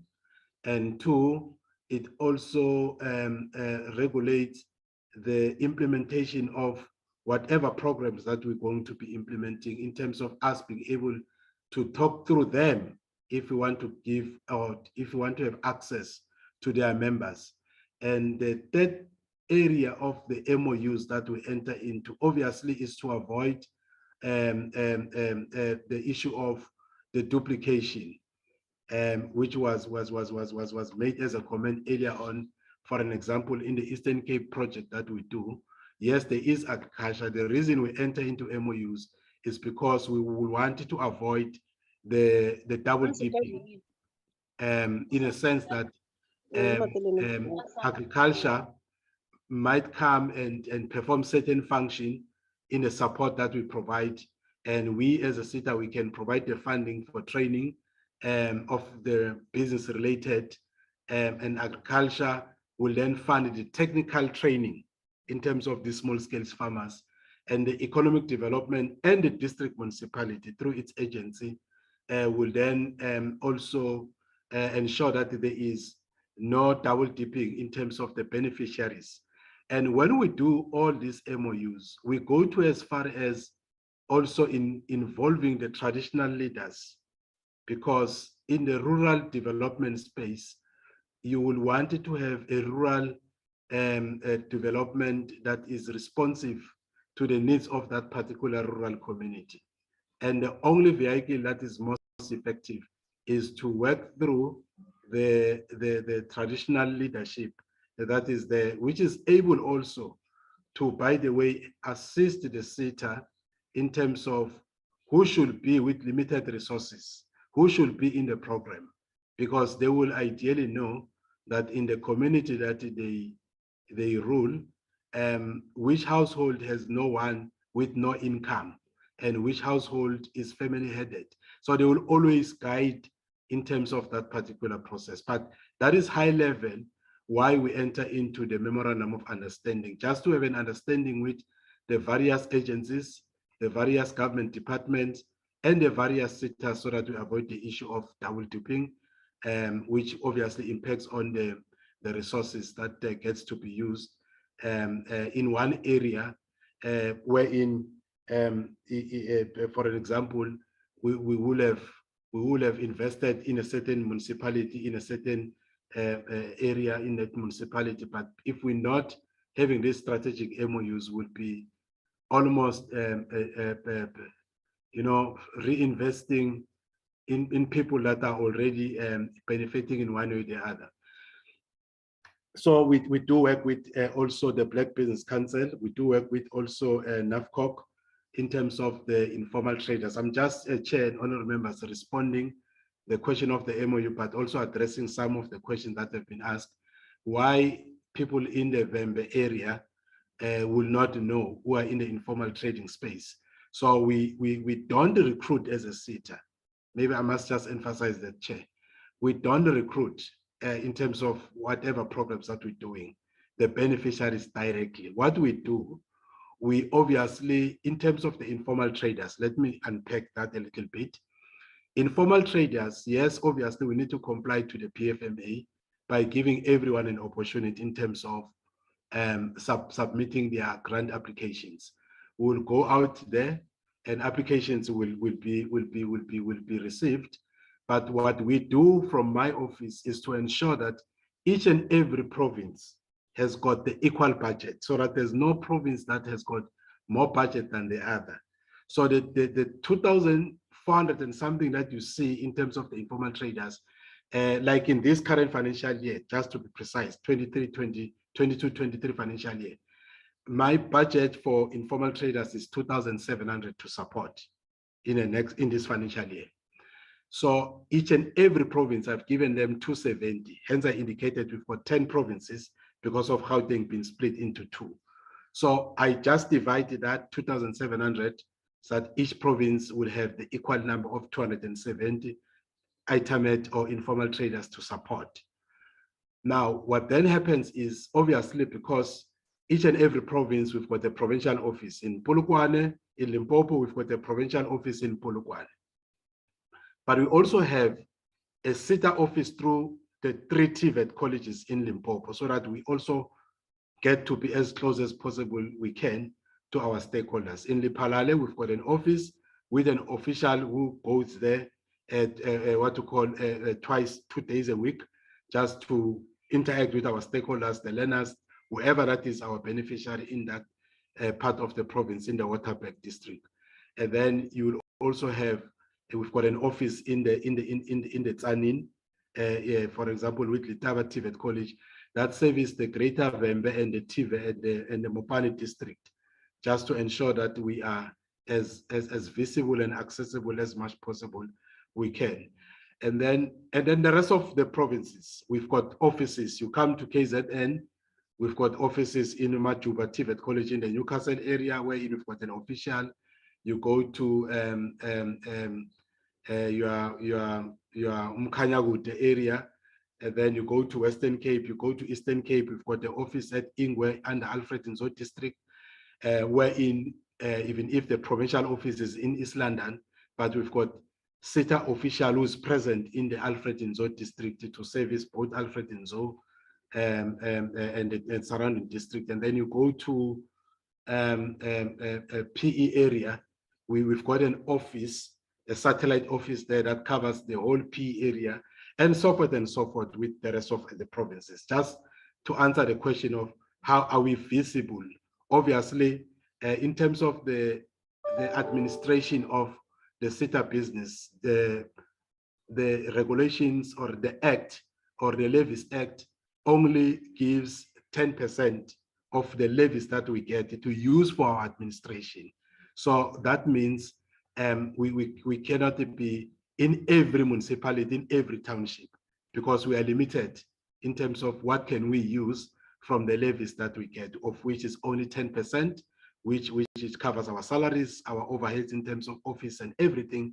It comes from that limited budget. But however, because of the relationship with the TVET colleges, since they report in the same Department of Higher Education and Training, the minister has then published regulation that allowed us to use the offices in the TVET colleges so that we can be closer to as much possible to our stakeholders as we can. But then we also have now the CETs that they are spread across all the 9 provinces with centers, with almost about 256 centers in the whole country. So we also now working with them, and we've started with a program of putting funding in those CETs to renovate those centers, because some of those centers are your old schools that are dilapidated, are churches that were donated to them. And as Wholesale Retail SETA, we have started in our 2020-2021 financial year with the CET program, wherein we are giving them a funding of 5 million each CET, all the 9 CETs, to renovate some of those centers, for the reason that we will want to use some of those community centers because they are very close into the most rural part of the provinces, and we would want it to be accessible. As I indicated, that part of our strategy also for SME is to go your rural enterprise, what to call model, but however, we're still capacitating our presence through partnership with the CETs that we are capacitating in terms of renovating some of the centers, wherein if we are having a SETA presence in a TVET college, but then in a deep rural area, in a Mukhwase area, maybe in the Rustenburg area, we will have a center that we are now funding, renovating, and we are buying mobile class, some of those centers, so that while they do their own community education training programs for the benefit of the country and the rest of other 21 SETAs, but however, also ourselves as a wholesale retail SETA, if we've got the informal traders that will want to support in that rural area, obviously, as I indicated, the budget that we allocate per each province, it will also enable the provincial manager in that province to know that I would like it to have certain beneficiaries coming from this particular area. But then the question is, where are you going to train them, these informal traders? At least the collaborations through strengthening the centers from the CETs is also going to be very helpful for the wholesale and retail sector. But just when I was indicating that we do not necessarily recruit the hawkers directly by ourselves, but what then we do after we have set aside the budget per each province. Obviously, your SAITA organization of this world do respond to the grant applications, and in the applications, they will normally apply on behalf of their members, and they will give you a split in terms of where their members are in all the 10 provinces or 10 provincial offices in terms of numbers, what they will have applied. NAVCOC also does apply. Black Business Council also do apply as an association that looks at the interest of this subsector for our wholesale and retail. And we also do have the agencies in municipalities that also apply directly, because when we publish our grant application, we don't say training providers. We say these are the grant applications, and they are meant for associations, they are meant for agencies. That is why you come to Eastern Cape, the one for Boxer now chair. For Boxer, Alfred Nzo Development Agency applied on behalf of the informal traders in the district. And however, because we had the limited resources, they applied for 1,000, and then we could only then approve the 300, and then we brought in Boxer, and that is how the collaboration that is happening. So the SETA will then enter into a contract with Alfred Nzo that is looking at the informal traders in their district, in terms of how they split them across the district per municipality, maybe recruiting 50 there, 20 there, and so forth. But it will have been that type of a collaboration. So that is how we make sure that we reach out to as much possible informal traders in terms of what we do. And then the issue of the cost, a lot of money going to consultants. I agree with honorable member when he was raising the issue that when the SETA started, there's been a looting of the SETAs. One must just indicate where there were trainings that were overpriced. For an example, he was given an example of a new venture creation costing about 50,000 that goes to a trainer. So as years goes by, obvious as SETAs, we then took certain responsibilities because by then the training costs were too high because they also involved the development of the learning material and also the facilitation, assessment, and so forth. But what we have since done as wholesale retail SETA over years was therefore also to put aside a budget wherein if we talk informal traders and SMME, we had procured the development of the learning material so that when we appoint Alfred and Zoe, or when we partner with NAFCOC, we partner with SAITA, we partner with Limpopo Retailers Federation. I even know them by heart in each and every province. You come KZN, we have partnered with KZN Retailers Association together with the provincial department, and they bring all their members. Obviously, we will fund a certain number each year, and then next year, then we take another group. But all what I'm saying, Chair and honorable members, is that we have then since taken the responsibility from the SETA side to procure the learning material so that we are able to regulate the content of what training is going to be about. And secondly, we ensure that the pricing, it doesn't go to whoever that apply and cost and charge the SETA exorbitant fees, but instead, rather, because we have procured the material, we then give the material for free to whoever that we will have appointed. If we have appointed SAITA to train 300, and by the way, we don't appoint one person, we appoint a lot of associations, a lot of agencies from one province to the other that we have come on board to assist us with the implementation. But we then give them the SETA funded material that they can use to train all what they do. They pay for the venue because sometimes we do not have control for the venue. They pay for catering, they pay for printing because we don't give them the printing, but with the content and the material is developed at the cost of the SETA. And then also to transport those informal traders.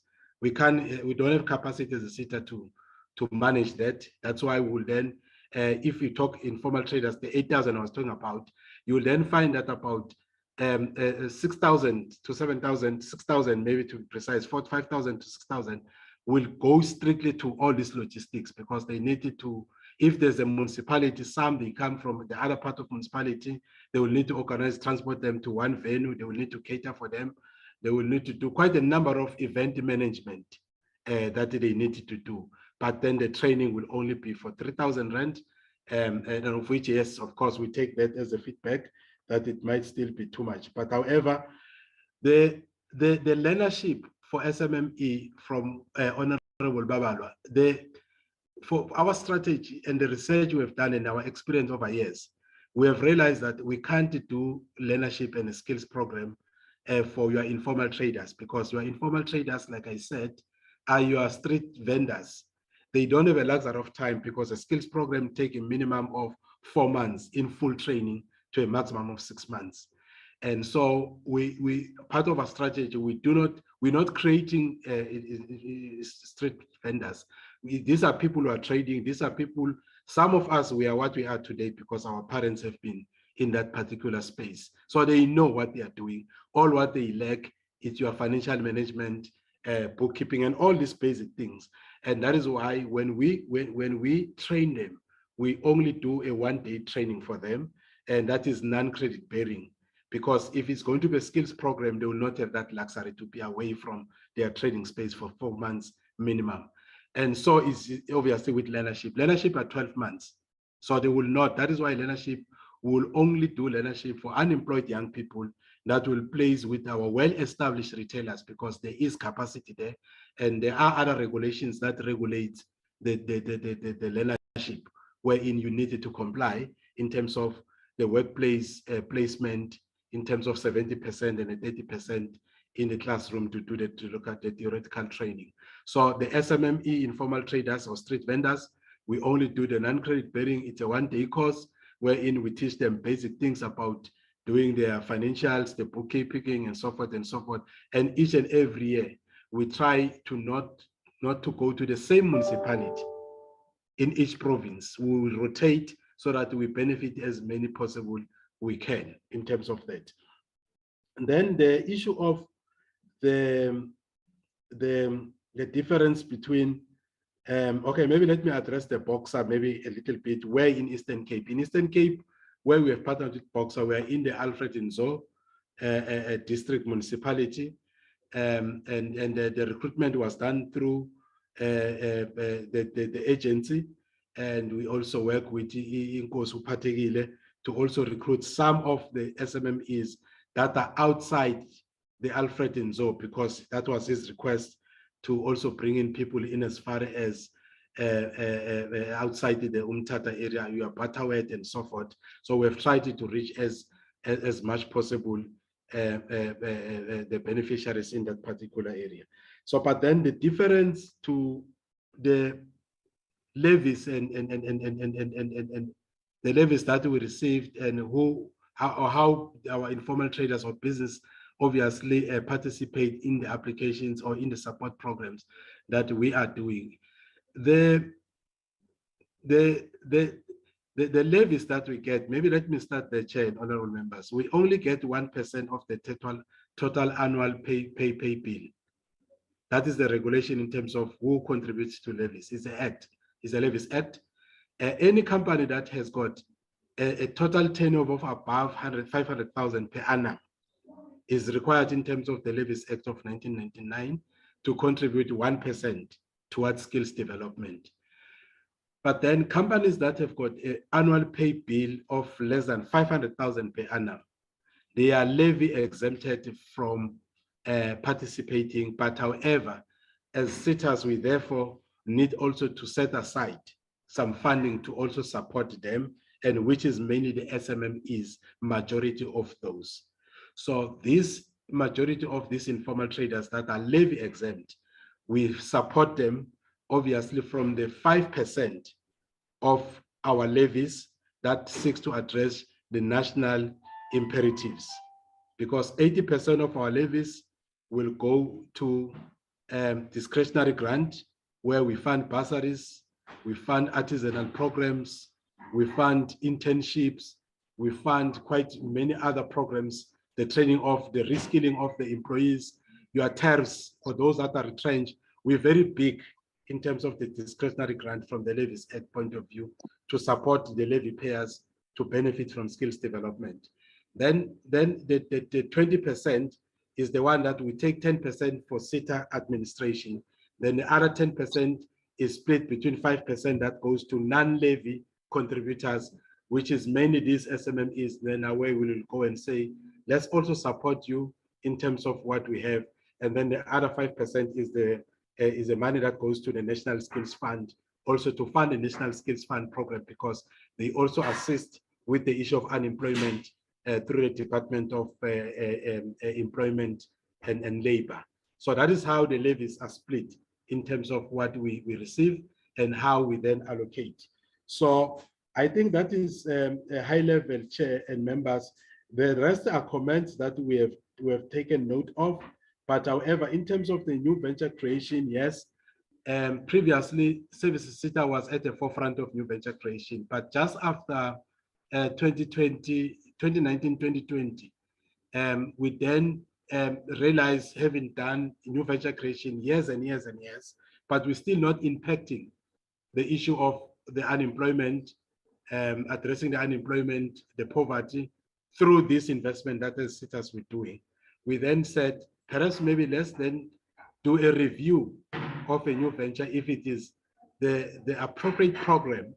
Hence, therefore, in our 2020-2021, if you have seen in my spreadsheet presentation, I did indicate that we then now started to have the Entrepreneurship Development Program, because the new venture creation was a class-based type of a program, but the Entrepreneurship Development now we're trying therefore to say we wanted to build in an element of supplier or access to the market, that as we fund the training, what then happens to the produce that they will have produced these entrepreneurs. Let's also advocate from the SETA point of view, our retail organization that we are so working very collaboratively with in terms of their representation in our board. As members will know, that 6 of those that are in our board, they come from the sector itself. That is your CGSA, your BUSA, your Black Business Council, your Fuel Retailers Association, and so forth. They come from the sector and they serve in our board to look at the chamber interest or the sector interest in terms of our strategic direction. Then we also have 6 that comes from labor that also assist us in terms of guiding from labor point of view, how our programs and should be structured to maintain the balance. So the entrepreneurship development program was a drifting away from the WNR point of view, from the new venture, now into a more impactful program in terms of the theory of change. What will be the theory of change after the entrepreneurs have been taken through? Are their products hitting the shelves of our main retail companies? And what are the barriers? And that is when now, when we work with CEDA, we also try therefore to mitigate against the barriers that are oftenly a risk in terms of they being very impactful on what we do. It is for that reason why even the cost have now reduced, because when we started in the early days as SETAs, we were going alone on our own in silo, but now as the more we collaborate, now because even if we've got limited resources, we've got a big pool of what we need to support, then obviously in our costing model, it shrinks because there are certain costs that are taken care by our strategic partners that we partner with. But for the sake of this presentation, I will only relate the investment we do from the SETA's coffers, but obviously there is more costs that are involved in doing some of these programs, which are co-funded by other departments. The fintech. Thank you so much, Mr. Shoba. Thank you. I think you have done your best. Because of time, we still have to attend to the other presentation, but thank you so much.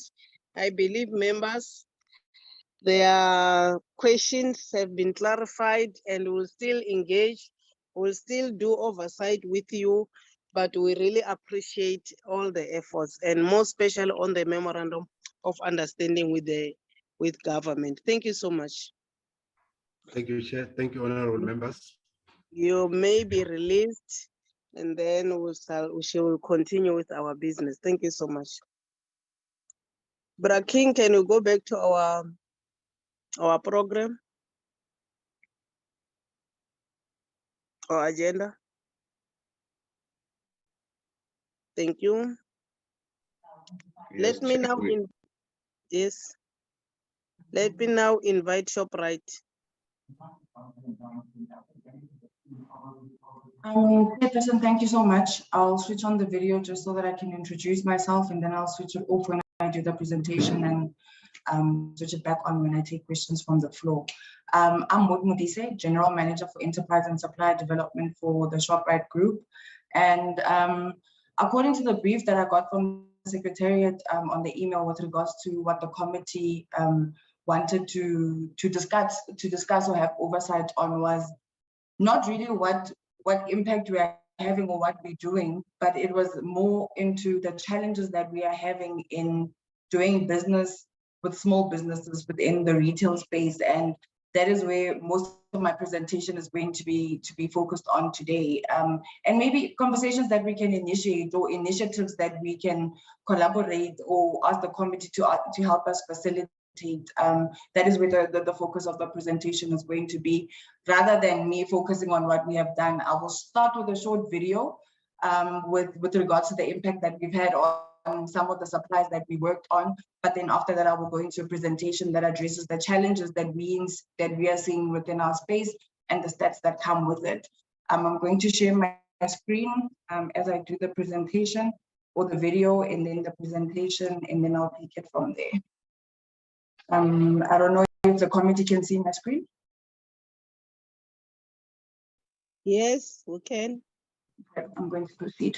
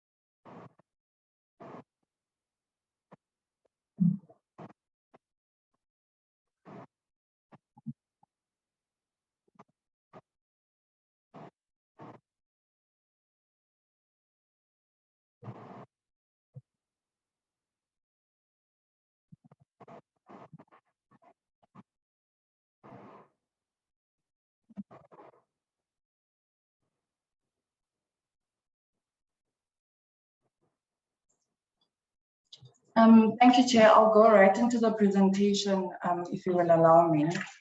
Just to give a context with regards to Shoprite Next Capital and the conversations we've had before it was formed. Previously, a small business or a small supplier wanting to do business in retail would approach Shoprite and a buyer directly and not go through a portal. And for that instance, just to give you a bit of context, this would be a buyer who deals with multinationals, a buyer who would deal with Unilevers of the world, the Tigers of the world, a buyer who is very experienced and who's used to dealing with people who's got resources to negotiate, account managers, executives on accounts. And we took a step back and we saw that, you know what, maybe it is time to actually form a division that deals with SMME specifically, their needs, people who understand their resources, that anybody or any SMME that wants to do with business with Shoprite goes through the same process, which I'll be able to take you through today. And we will be able to advise them accordingly in each and every step of the process and give them specialized feedback, understanding that they would need a bit more resources, a bit more information, a bit more handholding in order for them to succeed in doing business in retail. I'll go to my first slide, or the second slide. what Shoprite Next Capital is about is we aim to facilitate SMME trader systems into doing retail. What that means is basically us getting SMMEs into our systems, trying to get them retail ready, or make sure that they actually can do business in retail by providing them the adequate resources, which I will go into today. Other parts that we form into is money that is set aside for people, for SMMEs that are actually performing, where the market viability exceeds our expectations, and we see that there's an opportunity for growth. I will address that in the last part of the slides as we carry on with the application process. We also facilitate micro farmer assistance. We are proud to announce that we actually one of the few retailers that go out and work with farmers directly, give them advice as to how does your farm need to be. These are the things that you need for you to be retail ready, and all the things that you need in order for you to be able to supply our fresh produce or supplying to our fresh produce chain. Sorry about that. Let me just present again. I don't know what happened. So we're one of the few retailers that actually go out and work with farmers directly and actually assist them and facilitate their access to our markets into the retail space. We're also working on a few projects with regards to rural development. It is quite confidential at the moment, and we'll be able to present to the portfolio committee in due time once we have finalized the plans and we're able to execute. What we also look at is strategic investments. What do we currently have as a shortage within our business that we can pay with an SMME in order for them to grow, whether it's from a private label point of view or a private brand point of view, but what do we have in the business that is currently a scarce shortage of something that we need, and how do we facilitate that through an SMME within our space in order for them to grow via volumes and all of that and use all of their capacity. So the journey that I'm going to take you through today, or the committee through today, is what happens when a small business applies and all the steps that they have to take in order for them to actually get to supplying us ultimately into retail, and all the different hoops and tricks that they need to go into before they can ultimately land their one product or their few products onto our shelves. First step that I'm going to elaborate on is the application process and the stats that we've received through our portal and what SMMEs are saying out there. So basically, once they're able to go into our website, apply through the portal, give us all the business information, how many people they employ, what their business is about, when they started, so that we can just get a bit more context. Once we get the application, we send them a requirement document of, we need your business profile. Can we please have proof of turnover in terms of your CIPC documents as well, and a BEE certificate?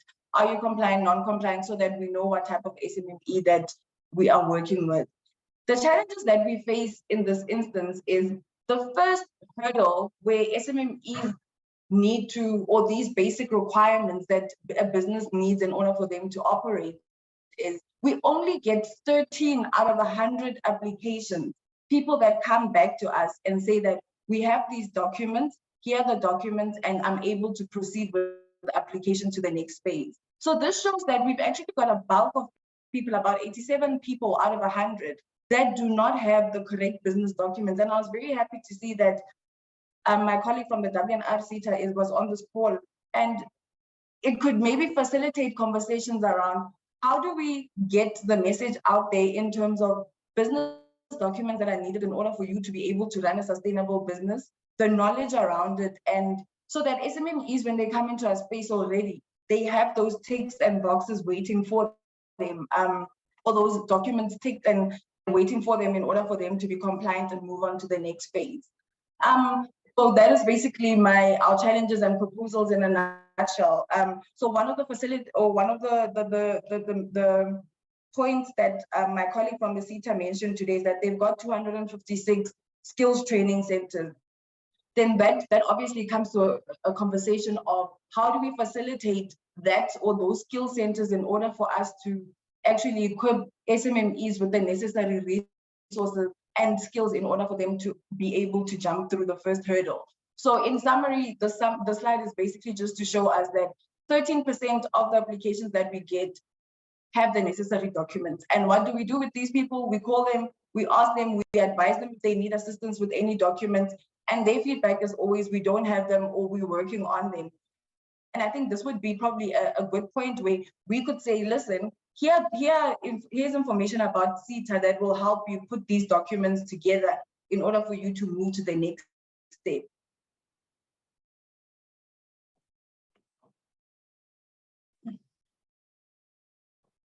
The next step in the process is obviously once an SMME applies, we ask them, please send us your documents so that we can, or your products so that we can review them. What we're looking at as ShopRite in this instance is, what are the requirements? We're looking for an innovative product, a product that is food safety compliant, because now we are a retailer and according to the laws and regulations, we need to be able to prove that we've got food safety compliance for all the products that we have on our shelves. And obviously your capacity as a SMME, how much are you willing to produce and what is your pricing? So the challenges that we experience in this instance is not a lot of products that we receive have a point of difference. If the committee can allow me to just elaborate and not really criticize, is something like a tomato sauce or any type of sauce. There's a lot of sauces, and we all know that, or research has proven that people prefer all gold tomato sauce. It's got 60% of market share. Then when an SME comes in with that product, and there is no point of difference for us to help us market it and place it better and attract more customers to it, how do we then facilitate the conversation around getting people attracted to it, where we know 60% of the people that go into the store looking for tomato sauce are going to look for all gold? Those are the conversations, because then we're trying to say, how do you help us market your product a bit better? If it is innovative, if it has a point of difference, then it will attract the customer differently compared to how it is seen now.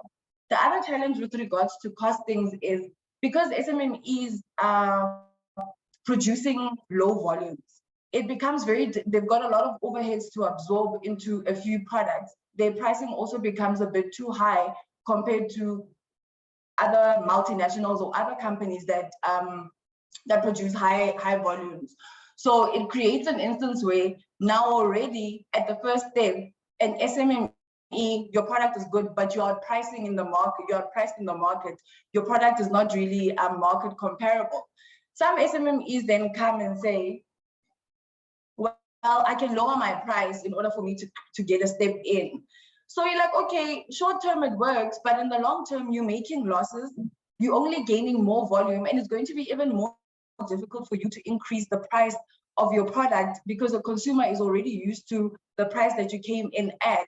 So those are also one of the challenges that we see in terms of costings and pricing. Their prices tend to be higher because of the low volumes that they produce, because of higher overhead costs.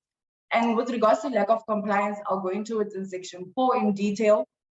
What we have done as a retailer in order to curb some of these challenges and try and see how we can assist for SMMEs that have gone through the application phase and have the necessary documents is, we've appointed a specialist buyer that will assist them in terms of advice, how can they price their product, how we can help them with our internal data and resources in order for us to assist them, whether it's helping the SMME put their product at a better price on an extra savings deal or market it better, things that we can do to get a bit more attention around it.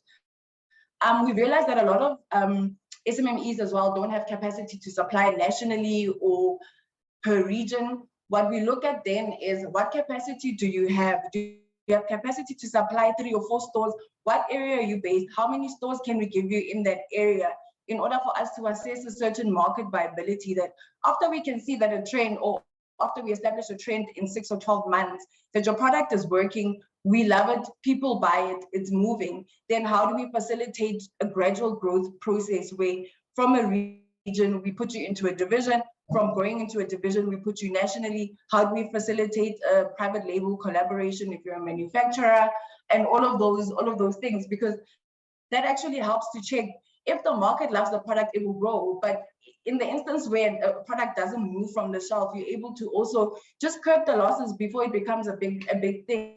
I mean, we've been criticized a lot for giving SMMEs 5 or 6 stores. But at the end of the day, a lot of the SMMEs that have started with us through this process have actually said the learnings in the beginning phases, when you deliver, when you invoice, when you go to the store yourself and get merchandising for your route to market and everything, it becomes such a big learning curve that they are actually grateful that they get a lower base to start with. Once they've established momentum and the product is also doing what it needs to do, then we facilitate a growth program for them in order for us to see and assist them grow gradually. One other thing that we do here is, if a product is not food safety compliant, or we feel that it doesn't really have a point of difference, or it's not innovative, we're trying to partner with an incubation hub, which is based in Johannesburg, where we go, listen, SMME X, go and partner with this incubation hub. They will help you develop your product, make it even better in terms of taste profile, get it better priced because they have shared spaces in order for you to produce your product, get your food safety compliance because they have resources allocated to that and they have sponsorships in that environment. What we've also done is encourage private label partnerships. If a SMME has enough capacity and they're not using all of it. What our proposal is in this instance, in terms of facilitating the conversations for the committee, is we need to look at what gaps are there in the market versus what incubation hubs or what trainers or what manufacturers are trying to do in the SMME space, and how we can match that together. Because if we're always going to be producing sauces, washing powders, and all of those stuff, all of those brands that people tend to not want to make a decision around, or tend to not want to move away from a legacy brand, then it creates an extra hurdle for the SMME to succeed. Rather, why not we look at the gaps in the market, make sure that we produce SMMEs that are able to fill those gaps in order for them to give them higher chances of success. Also, we encourage innovative product designs with all the incubation hubs that we work to, and then also facilitating co-manufacturing spaces in order to make sure that costs for the SMME are much lower, other than when they're working on their own and producing their own product. Their overheads become very high, versus if they work in co-manufacturing space, they tend to share cost, and their costs become cheaper. And that's what the incubation hub is also working with us on. Third phase is compliance. So I think this is very topical in the sense that our requirements are based on what the law requires of us. So it requires food safety, it requires the SMME to adhere to packaging and labeling regulation, it requires barcoding from GS1 and all these entities that are appointed to regulate compliance within the retail space or within the food safety industry. The challenges that we have come across with that is the cost of compliance for an SMME in South Africa is quite high. I mean, if you look at food safety, an SMME can spend something from about 10,000 Rand to 50,000 Rand a year in order for them to just get that tick, for them to be able to get market access. How do we then facilitate better conversations around food safety, but also facilitate services around that will assist us to help them cheaper? What we've done in our space is to speak to GS1, which is the old CGC SA, which my colleague from the WNR CETA referred to, because they also have programs with regards to empowering SMMEs, but we still need to figure out the ways of working. And we've also partnered with SGS, who does food safety compliance for most of the big multinationals, as to how do we then feed into the SMMEs that we find that have a very good product, that we want to put their product on the shelf. How do we then facilitate the access to market for them by providing them that training, that food safety information, and all of those requirements that are needed for SMMEs to be able to do business in retail. What our proposal in terms of the facilitation of a conversation we could have around is, how do we then maybe use those skill centers that the WNR CETA has, or how do we then use the resources that are already existing in order for us to do compliance hubs, where after me as an SMME, I've got a product, I take it there, it gets tested, it gets vetted, everything is in place, that we know that all the applications that we receive, and you see that a person has that, a person's product has gone through that compliance hub, you are already certain that all the compliance requirements are met.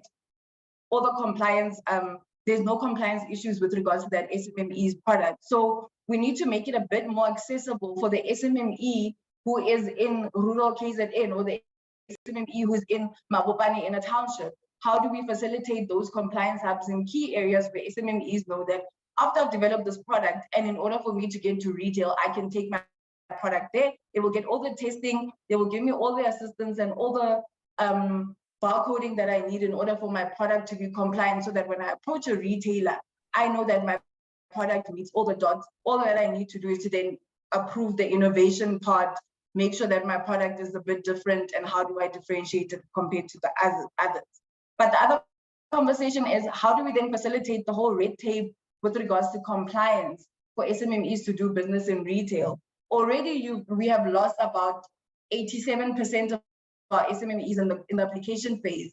In this phase, we lose an even bigger chunk because of the amount of money that is required in order for them to be compliant with all the legal and safety regulations, which we also need to comply with.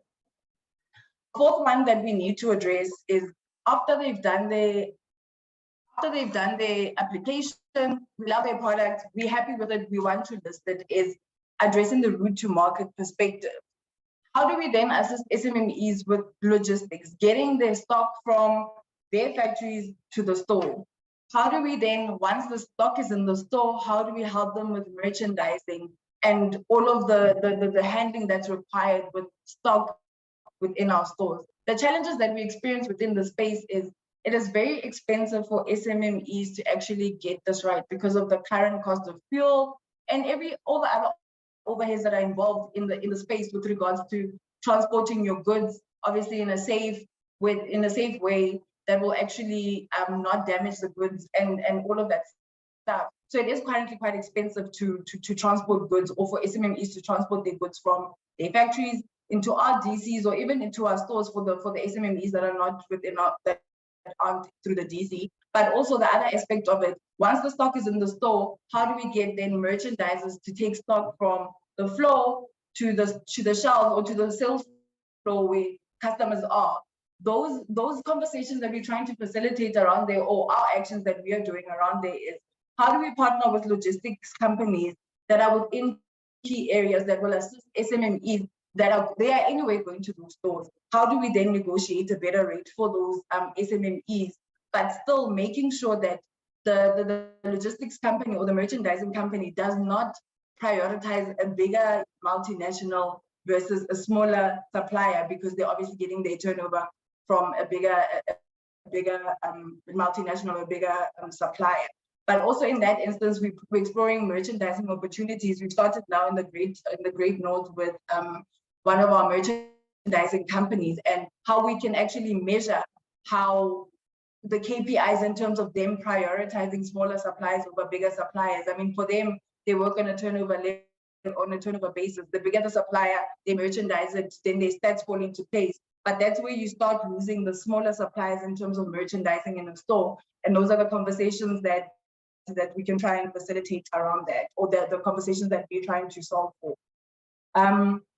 And then from a proposal point of view, in terms of facilitating conversations, is how do we find a database that is of logistics companies that are small, that are in the transformation space, that we can use for these type of initiatives, where they're small, they know what it means to be a small business, and they can all work together and facilitate an ecosystem of empowering small businesses.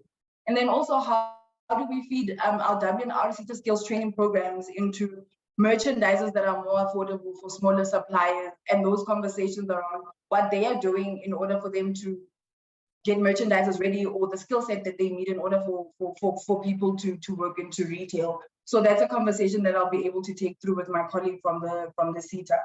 And then the last part of the presentation is about business as usual aspect of it. I've gotten my application through, my product is great, it's food safety compliant, ShopRite loves it, they've listed it, I've started delivering my orders. Is what are the requirements from a business as usual perspective? Entrepreneurs mostly need admin related assistance. Anytime, I mean, for these 3 suppliers or small suppliers that we want to assist from a funding point of view, But it has taken so long for them to actually get their financial records together that it becomes such a drawn-out process because they do not have these financial statements or management accounts on a monthly basis and financial statements on a yearly basis.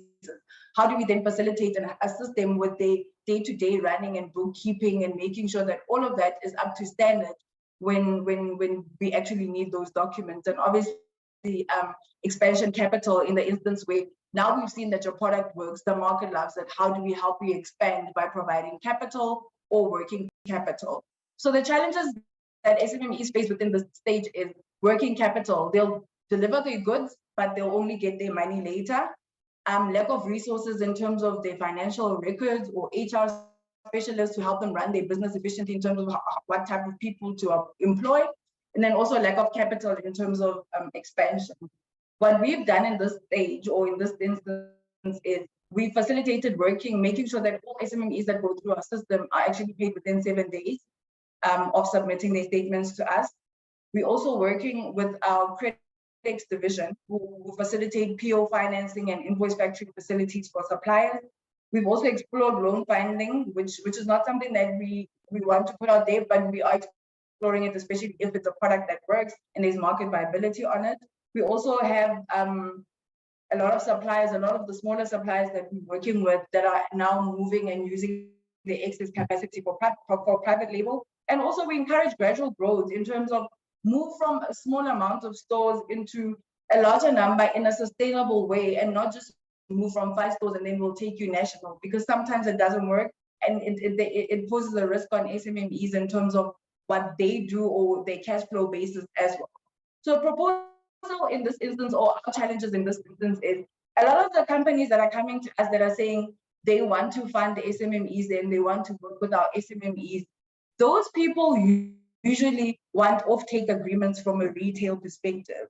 So what they do is they'll tell the SMME that we'll give you X amount of capital if you go and take it, if you can go get an off-take agreement. What we then do is they come to us and then they tell us that they want off-take agreements from us. And then obviously that places the risk on our side, because if we sign that off-take and say we are going to take 10,000 units per month, for instance, what if that product doesn't sell? What are we going to do? We're already committed to us getting or paying for that stock. But on the other hand, the loan funder or the person that's funding them actually gets their money back, but we don't, because we stuck with the stock. So those are the challenges that's one of the biggest challenges actually, because day in, day out, you find SMMEs that say, I've got funding, I need an off-take agreement. Can you please help me with that? And then it looks like you don't want to help them, but they don't understand the risk that places on the retailer. But also facilitating conversations around accounting firms, HR firms, and how we can incentivize them to assist a bit more with SMMEs in their day-to-day running of their business as usual. Because now it's been 3 months since we're waiting for financials from about 2 SMMEs that are struggling, because this is not something that they pay for on a month-to-month basis.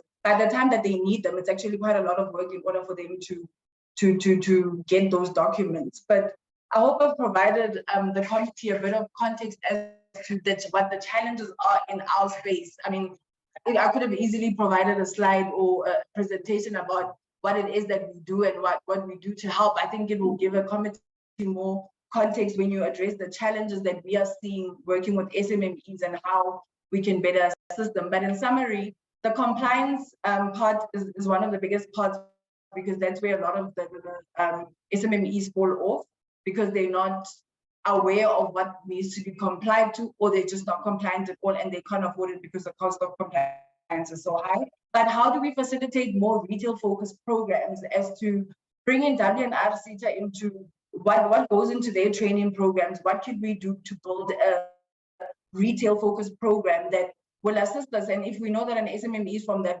program, we know definitely that they will tick the boxes. And obviously, Department of Small Business Development is a partner in terms of how do we facilitate conversations around getting more retail-focused programs that will assist SMMEs with the knowledge that they need.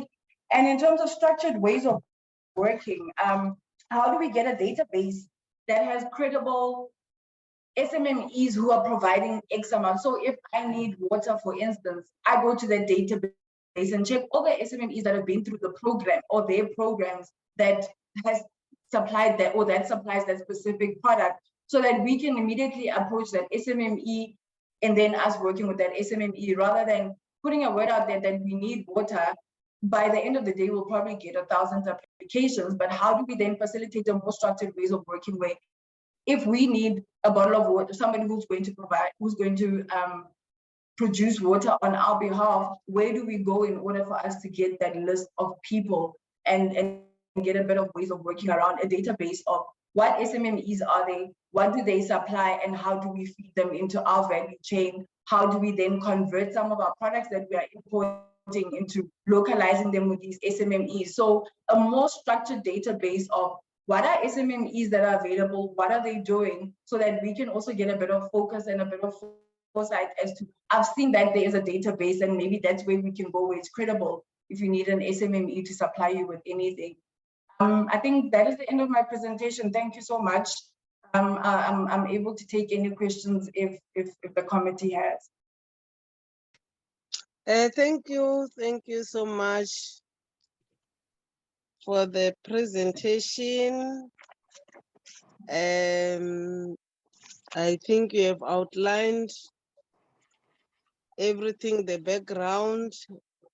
We really appreciate, but I believe my colleagues will echo the very same sentiments on the issues of challenges, on the issues of compliance, because that's where things are happening. So I believe members will engage and come up with some proposals, but we appreciate that something is happening, although the issue of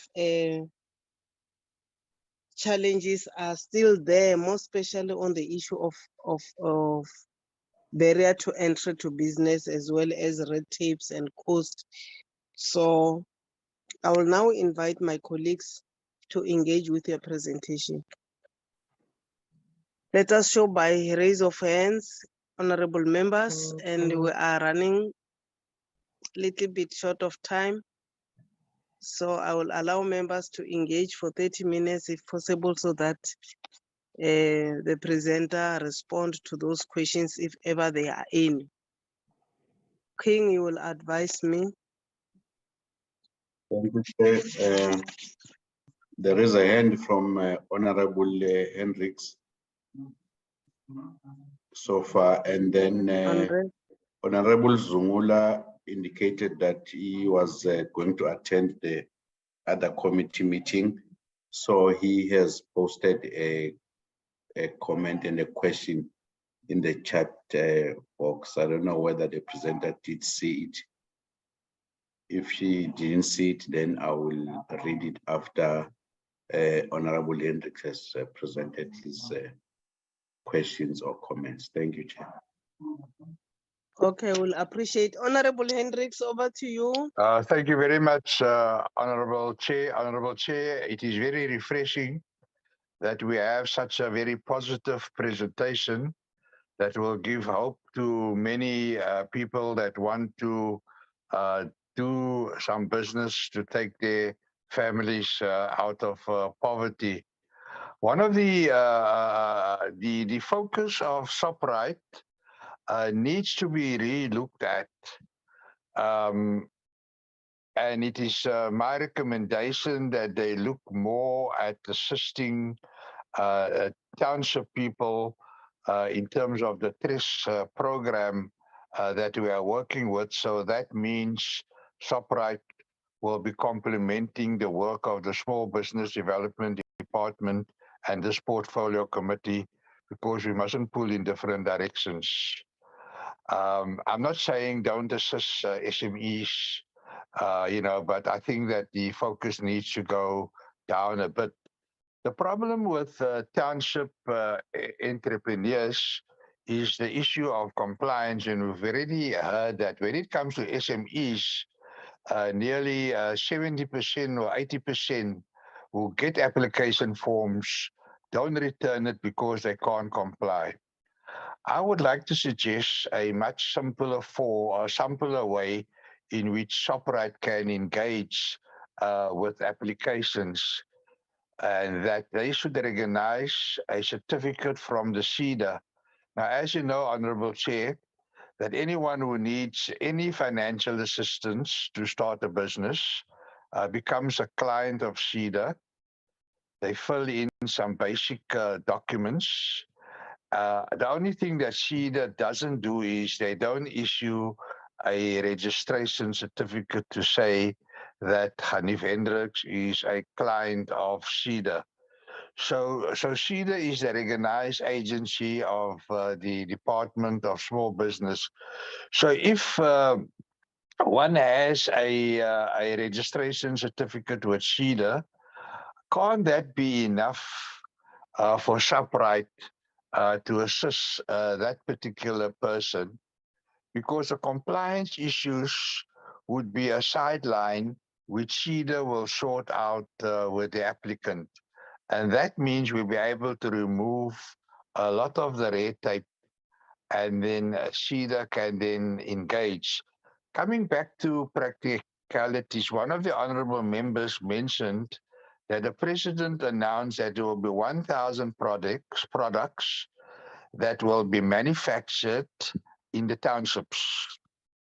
And that, for example, some of these products are manufactured by international organizations like Nestle and so on. But it is a requirement of Shoprite and other supermarkets to take those products of Nestle off the shelves and replace it with township products.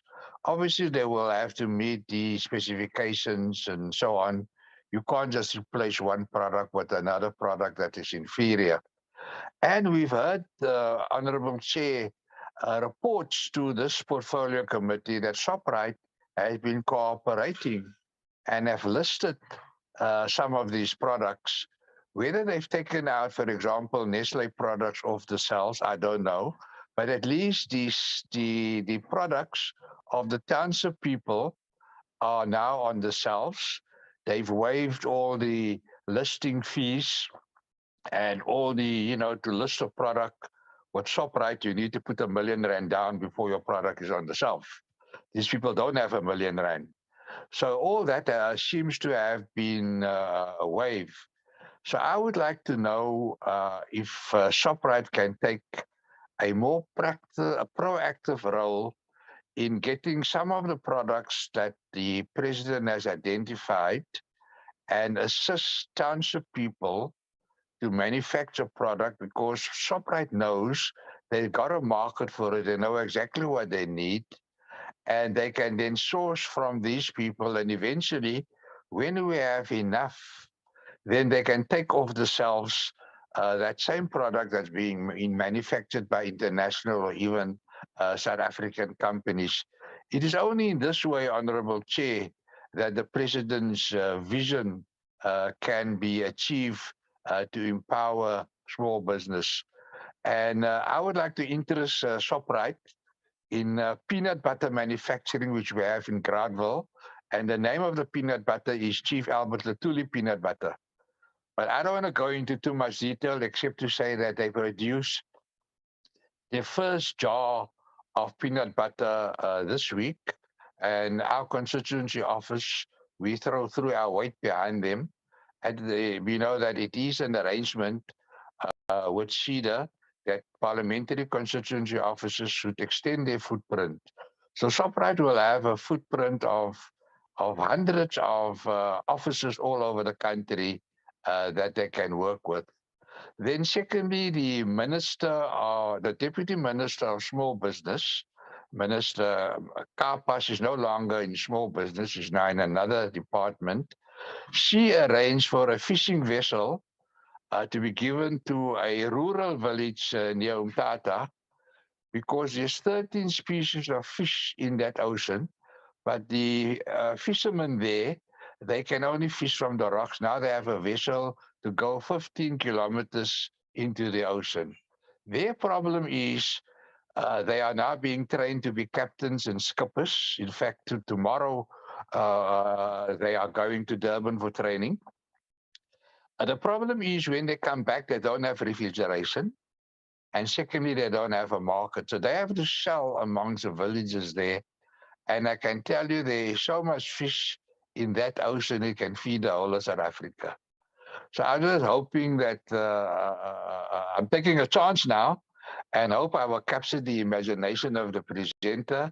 And she will say, look, we'll assist with the peanut butter project because we want to promote the legacy of Chief Albert Lutuli. And let's just see how we can help the fishermen in a rural village that has an ocean. Then lastly, Honorable Chair, President Ramaphosa has spoken about giving assistance to roadside trading. So there are a lot of people that get their 350 grants, and they use that to buy items and resell wherever there are open spaces. So is it possible for these people to use ShopRite as a wholesaler and say, look, can I get 10 bags of potatoes and go outside and sell it? Or can I get 50 cans of baked beans and I will go on the roadside and sell it? Because that is how we're going to help the most vulnerable people going forward. Thank you very much, Honorable Chair. Thank you, Honorable Hendricks. Can you read that chart, Braking, to our presenter so that she can be in the position to see what is it? Okay, Chair.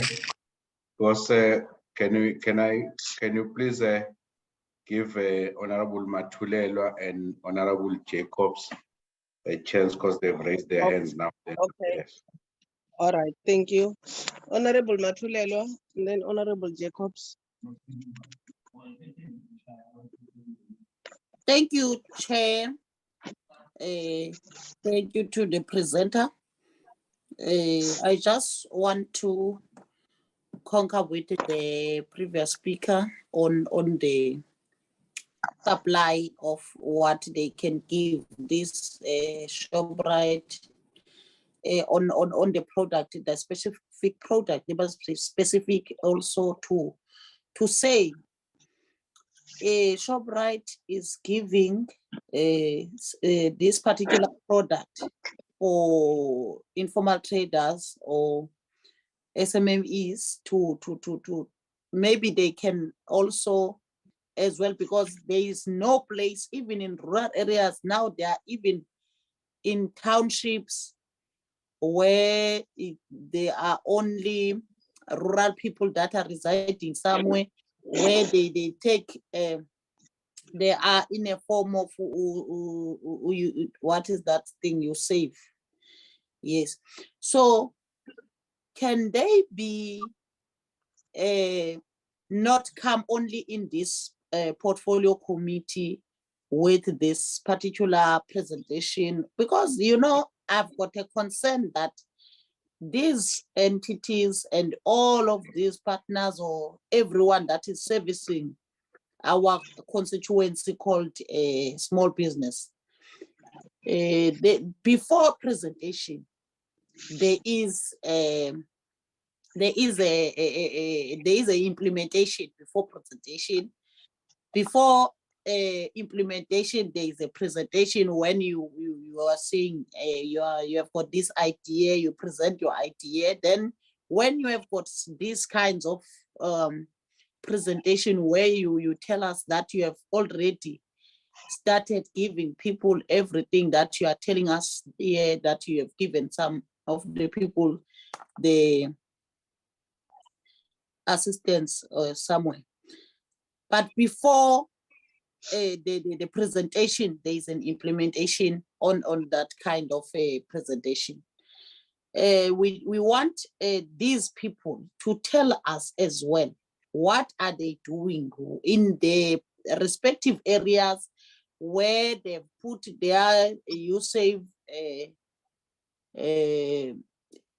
shops.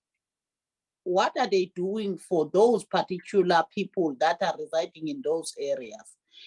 if is there anything that they've done for the communities where they've got they have shops there, those people in small businesses, those informal traders, they must tell us, because a true reflection of what I'm raising here, in places where there are USAVE, in those townships and small townships that you regard them as rural areas as well, where there are USAVEs, there are no programs, there are nothing that is giving back to the community.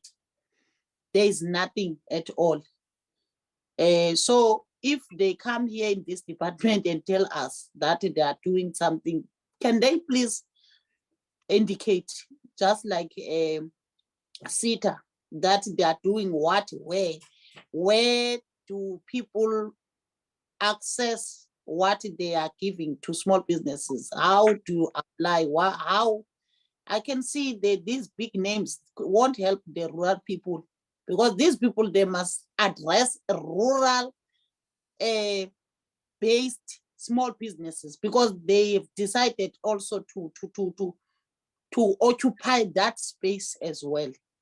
And then it must be breaked into a much more understandable way in this presentation, and how people will understand. Thank you very much, Chair. That's my only input that I can put for now. Thank you. Thank you, Honorable Matulelwa. Honorable Jacobs. Thank you, Chair. And again, let me appreciate the presentation, but I also want to express my disappointment with ShopRite and with their presentation. Chair, the reason why I say I'm disappointed, ShopRite is one of the biggest African retailers, not only in South Africa, but on our continent. And this presentation is literally just a compliance of what they need to do, and lamentations about the challenges of small business and why we can't accommodate them. I see no innovation. I see no commitment by ShopRite to actually grow and business and create businesses for emerging small businesses. Now, the main consumer of the ShopRite group is your township, your rural, your working poor, the African community, your Black communities.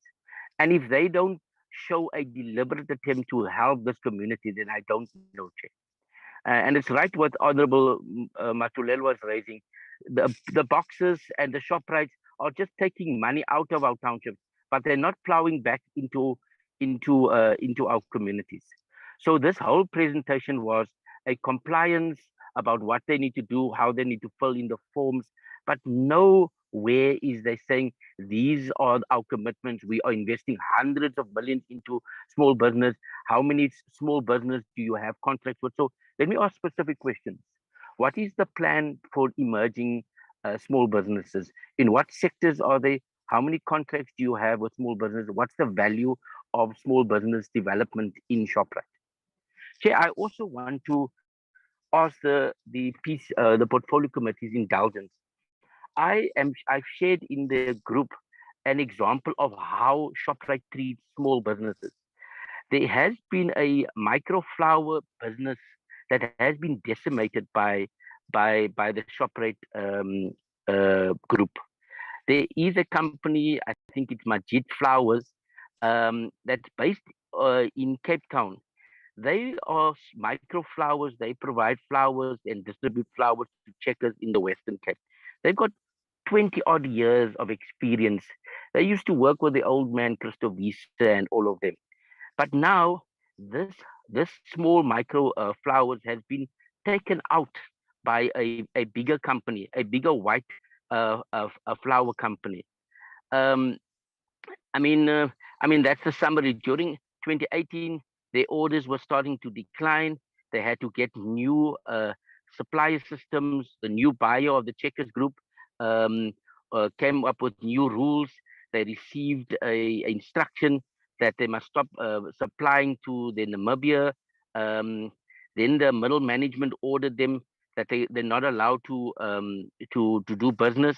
Then they started to get more business from Oak Valley. So it's literally taking bread out of small businesses like this Majid Flowers and giving it to your white companies, Oak Valley. So the arbitrary elimination of Majid Flowers has resulted in a decline in orders of business, and they have met all the compliance here.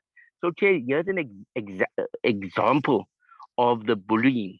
Here's the example of how ShopRite them is not proactively looking at and nurturing and building and supporting small businesses. These are local farmers. They've been supplying for a long time to Checkers, and I'm not sure why. And we'd want Ms. Modise to take this particular issue up of Majid Flowers. But Chair, this is just one example. In this arbitrary elimination of small enterprises like Majid Flowers affects the survival of many. So we want to ask in a genuine way, what is ShopRite going to do, have done, will do? They must come up with facts and figures. They must show us concrete examples. The video seems to be just like a marketing thing, but we know that they are contracting, they're supplying, they have many shops, they have many, and we're asking them to have a will to help our small business get their stock on the floor. We are concerned that we must comply, and I think that's important. But compliance mustn't be used as a way of eliminating or bullying or blocking opportunities for small business, Chair. So I think we want to ask ShopRite to go back to the drawing board. We need a comprehensive supplier development detailed plan of what they're doing for small business, for local businesses, how they're going to ensure that they nurture these businesses. I think we also said that that the president has spoken about these 1,000 products. These products must be produced local. Why is it that we can't produce local issues, and how can we not ensure that there is examples of this transformation commitment, Chair? So we don't want the tick box exercises here where people just go through the motions. We want a commitment because they are benefiting from South Africa. They are benefiting from our country. They're benefiting from the legislation. So why don't they plow back to our people? So the experience of this Majid Flowers suggests there's a lack of integration in small business in their programs, and we need greater consideration and more effort from people like ShopRite to build local suppliers, local networks, and build the capacity of people in our sector, Chair. So those are some of my comments. I'm upset because here's one example where Oak Valley, who is a big white business, and they've been out bullied. Now I don't want to bring a race in this, Chair, and I'm not a racist, but Chair, that is an example of where it's still booty. It's still we just care for ourselves. We don't want white economic empowerment, Chair. We want to ensure that everybody, all the consumers, everybody benefits from the economic dividend of our country, Chair. And I think that's the key point that we want ShopRite to go home with and come back to us. I pause here, Chair. Thank you.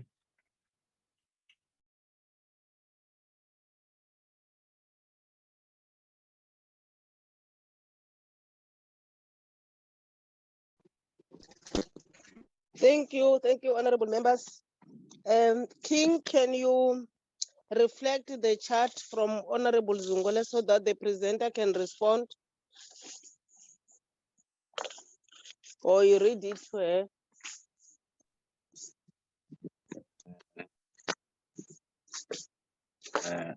It says, I have two questions. What is the strategy they are using to increase the 13% rate of SMMEs who come back to applying? This number is very low. Then secondly, the second question is, what do they specifically need the committee to do to alleviate the challenges they face? So those are the two questions, Chair. Thank you. Thank you. Our presenter, can you respond to those questions? Some need to be worded again. Yes? Sorry, Chair. Now I'm seeing the hand of Honorable April and the hand of again of Honorable Matulele. Okay, let me give Honorable April now. Honorable April. Thank you, Chairperson. Mine was just to concur with what the WOP has already expressed. Absolutely, we can see that ShopRite has got no intent to work together with small enterprises, specifically in the township where they are getting their biggest resources from. Their products are ones that they specifically target the masses of our people. And one is really worried that ShopRite doesn't show in this. This is like a tick box exercise for ShopRite to come and present something to us without showing us any intent to develop township entrepreneurs, and if there's no strategy or tangible something that we can point to in terms of the ShopRite group's involvement to uplift our communities economically. It is saddening to see that they perpetuate a culture of white monopoly capital, as I would call it. I am very disturbed about their presentation. I see the presentation. I don't welcome it, and I want to reject the fact that ShopRite could come to this committee and come and think that they can present what they have conjured up somewhere. And I am very disappointed in this presentation. Thank you, Chair. Thank you. Honorable Matulele, do you still want to have a bite? Can you do so that the presenter can respond? Oh, thank you, Chair. I've missed a very important point. Sorry to come again. It's going to be very painful if ShopRite doesn't know what they really stand for, because really I concur with all my colleagues here. ShopRite is a West capitalist that deliberately created a strategy to destroy small businesses by their so-called U-Save Shacks that they built all over our communities. Really, it's very saddening to come really here with this kind of a presentation that doesn't, it's a amuba presentation, because we need answers also as well. If they do this thing of occupying all corners in our rural areas and townships with their spaza shops, they destroying the small businesses, where do they think the small businesses will create and will do their own space of operating in the space of business? Because really they must give us answers as well on that. What is really, are they really helping our people, or they are destroying them? Because this thing of their shacks in all over in corners of rural areas and townships, really, Chairperson, it's very saddening in ShopRite. I am very sad as well, as other members are said. It's very, very, very worse in ShopRite. They must tell us here, why are they occupying all corners? We can't operate spaza shops anymore. The small businesses can't do anything because they are all over. Thank you, Chair. Thank you. I heard Honorable Hendricks posing a very good question, saying that, is it possible for ShopRite to assist those who are getting those grants to can maybe buy beans and go to the street and make a profit? So while they will be responding, maybe if they can also respond to such, because what is important for us is to make sure that jobs are being created, so to be able to alleviate poverty in our society. So maybe Ceci, if ever there's time, because there have been a lot of comments, I will allow you to do so, but try now to respond to some of those questions. We understand that you are just a messenger there from ShopRite, but bear with us. The frustration members are having is the issue of poverty and unemployment we are faced with in our society. Over to you. Chair, thank you so much for the opportunity to respond. Chair, sorry to disturb you, yes. Ms. Modise. I think members, there's a last one, Honorable Mtenjan. He has been trying to join. Yeah, I think maybe if you can take him and then in to respond to every question. Thank you, Chair. Okay, Honorable Mtenjan, over to you. Did you hear the presentation?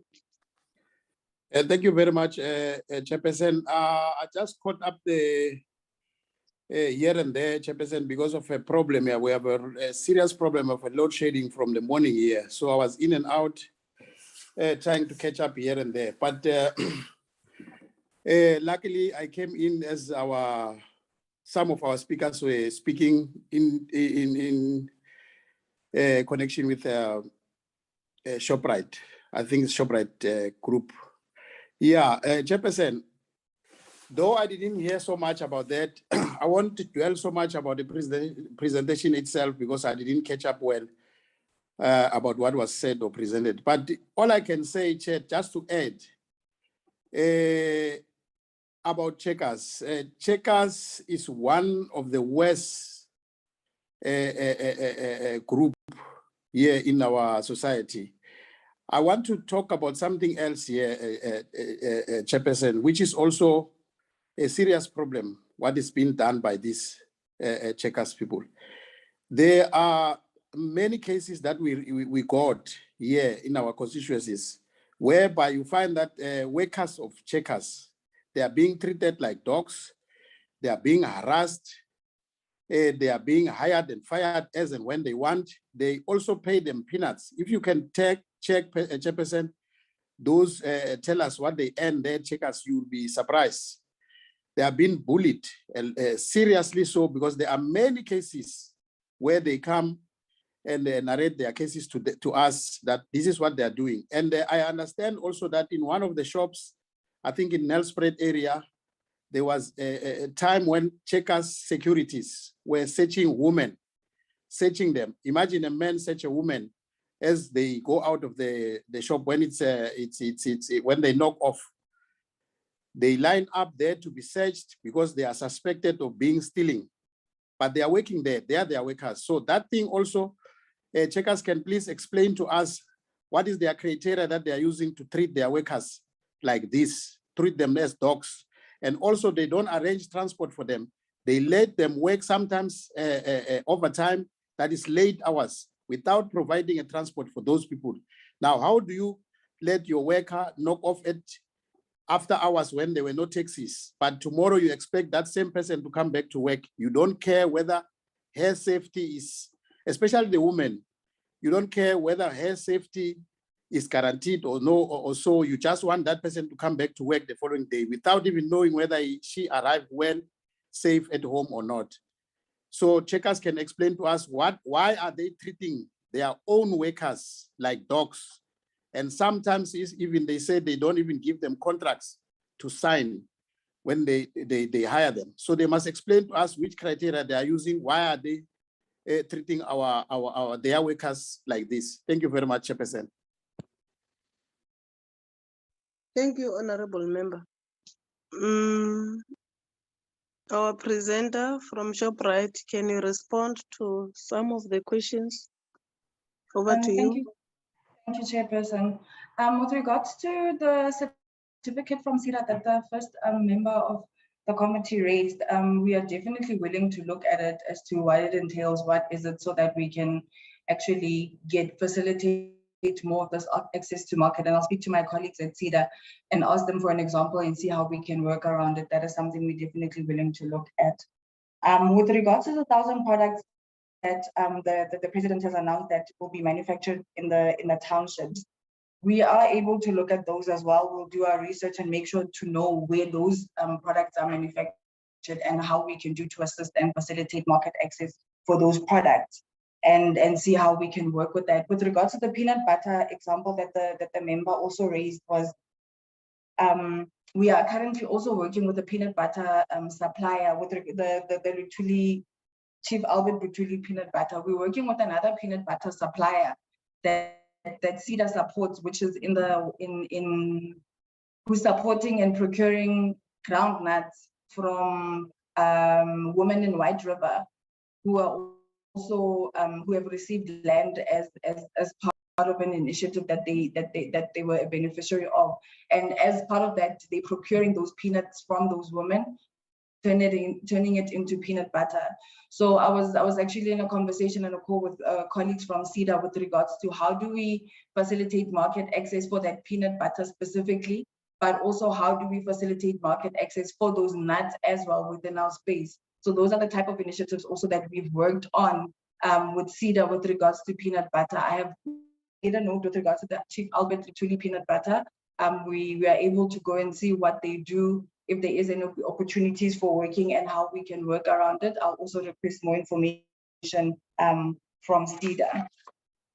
With regards to assistance on roadside or of people that are buying into our stores and actually going to sell on the roadside and all of those initiatives, we're working on a specific rural development project that will address this type of entrepreneur. And if the committee can allow me a bit of time in order for us to get that project going and make sure that it's vetted and approved internally so that I can come back and report on that. Because if you can remember on the first slide that I showed, was rural development was part of our top priorities. And I don't want to say something, we're working on something when, you know, it hasn't been approved. I want to come here with facts and show you these are the initiatives that we're actually going to go into and give you feedback on that. That is a project, a very big project that we're working on. And I think in the next few months or so, I'll be able to report back onto the committee or to the committee on that. We have, from a CSI point of view, previously worked with hawkers that are actually selling, that are able to sell just outside of our stores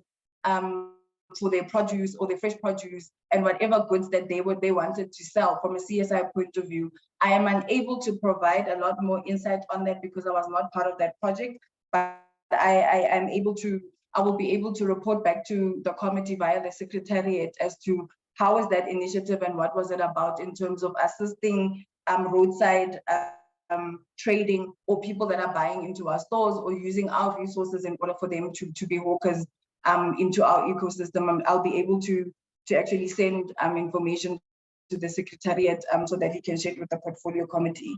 With regards to small businesses and what we are doing with them, we are working on a new brand that will be launched soon, and we are actually targeting to work specifically with SMMEs in instances where we can, in terms of SMMEs that have capacity to supply within that range. And I'm happy to report that we're actually targeting 5 specific SMMEs that will actually be working on that project with, and I'll be able to report to the committee on it once the project is launched.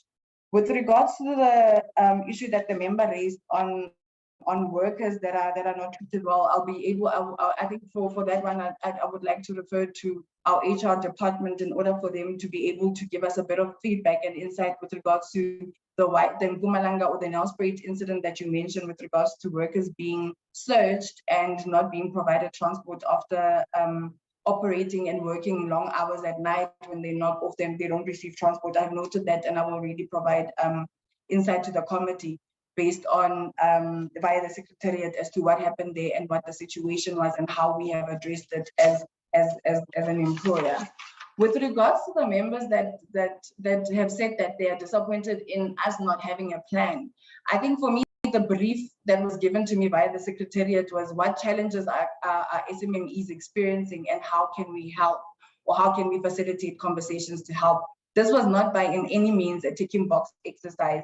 This was me sticking to the brief, because the brief that I was given was what challenges are they experiencing and what conversations can we facilitate to have that. If the committee would want me to come and present on our strategy and what we're exactly doing, I'm more than happy to do that, because we want to be able to partner with small businesses and be able to get it known out there what we are doing. So for the interest of time and all of the nice things that we're doing, I didn't want to mention that, because for me, I was trying to target what the brief was based on, what information that I received from the secretariat. So maybe from that means we were not aligned in terms of the expectations and maybe the Secretariat can maybe afford me another opportunity to delve deeper into that, because it is an initiative we're very proud of, that we do support SMMEs and we do not shy away from making it known. But for the sake of sticking to the brief, that was the brief that was given to me, and that's why I made this presentation. So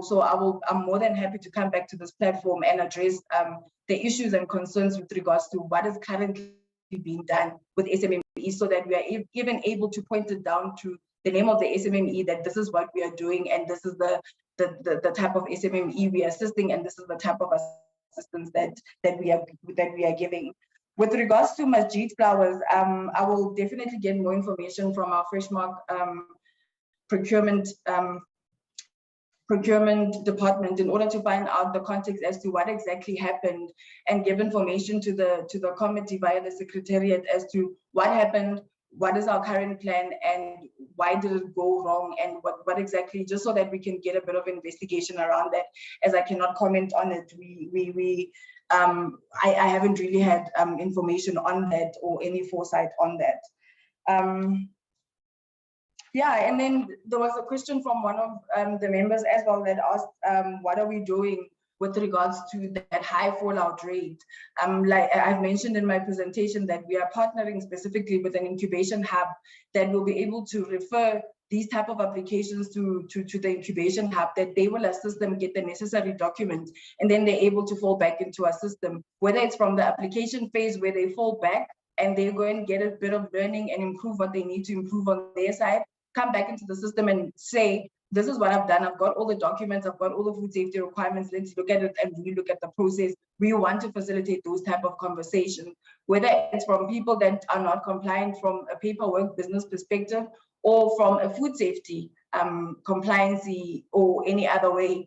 We want to actually, we're partnering with that incubation hub to ask them to take those type of entrepreneurs that don't meet the requirements and actually take them through the process, vet them, let them come back into the system. Whether they come back to us or another retailer, that's also fine. But for us is to give that SMME a leg up and a stand up to say, this is the type of assistance we've given you. Now you're retail ready, or your product is retail ready, you're able to compete in any retail space, and we don't really have an issue that SMME, whether it comes back to us or go to another retailer. That is also a conversation that we are facilitating. And again, with regards to rural development, I'll be able, when I come back to present to the committee with regards to the initiatives that we've done with small farm or with small businesses, I'll be able to give a bit more context on the rural development, because hopefully at that time we would have exactly finalized what we needed to finalize and come back with a solid plan.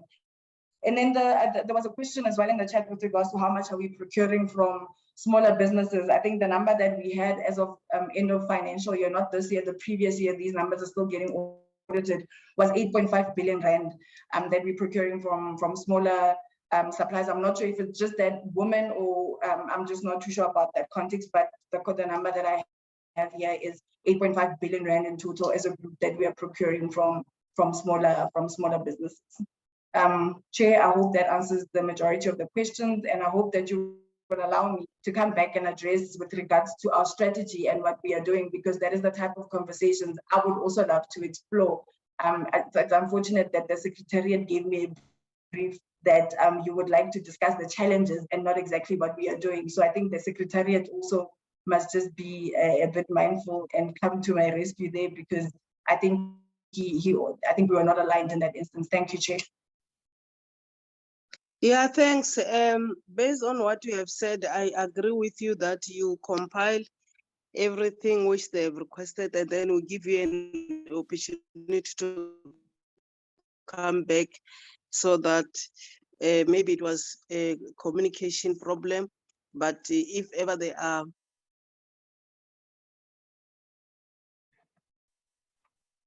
issues which you can, by honorable members, to agree with the Secretariat together with you to plan a day again. When will you come back, since this is a huge concern from honorable members, even from myself, because what is important, we want to see what is it that is being done for the community to benefit out of all those programs. So I will agree with you. Because of time constraint, I will request them to arrange, and they will be advised in due course when can that happen, so that we are being given such an information as per the request from honorable members. Honorable members, based on what she has said, let's agree with her, and that we will, the secretariat and herself, arrange again in another date, so that we get all those. I believe we're in agreement, all of us. Agreed? Okay, I agree with you, and I would really love the opportunity to come back. Thank you. Thank you. Honorable members, can we go back to our agenda and release our presenter from ShopRite? Then you will hear from us in due course. Thank you. Thank you, Chair.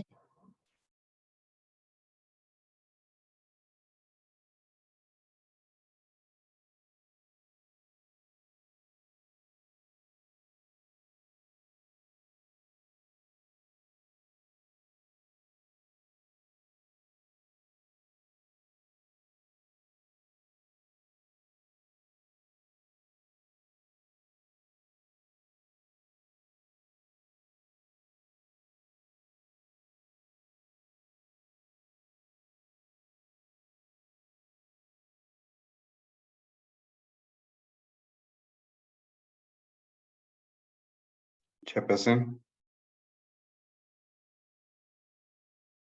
Braking, can you go back to our agenda? These are the minutes, ne? Okay, can you take us through? Sure.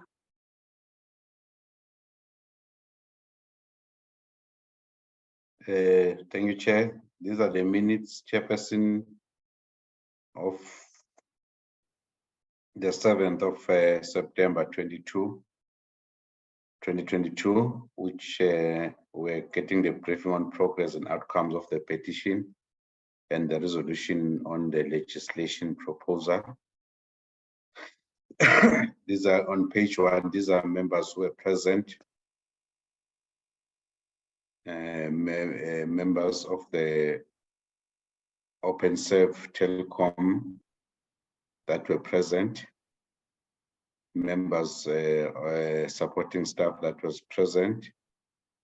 And then in page 1, we're dealing with where the chairperson of the acting chairperson was being elected, since the chairperson was sick. And then Mr. Honorable Jacobs was elected based on the proposal from Mr. April, which was seconded by Honorable Mieni. And then the apologies were read and were noted of the chairperson and Honorable Zungula, as well as Honorable de Villiers. The presentation that was done by Telkom OpenServe, which was introduced by Mr. Pindile Jani and was done by Ms. Muresi, who was standing for OpenServe. The opportunity that was given to IFTs in response to the presentation that was done. On page 4, the deliberation that were conducted.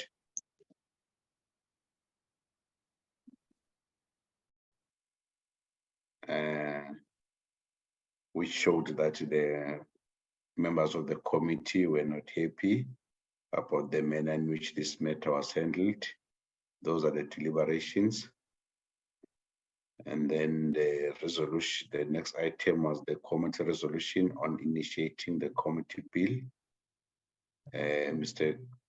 Kumete, Content Advisor, took members through on this recommendation. And then at the end of the deliberation, it was agreed that the committee has to take the resolution of initiating a committee bill.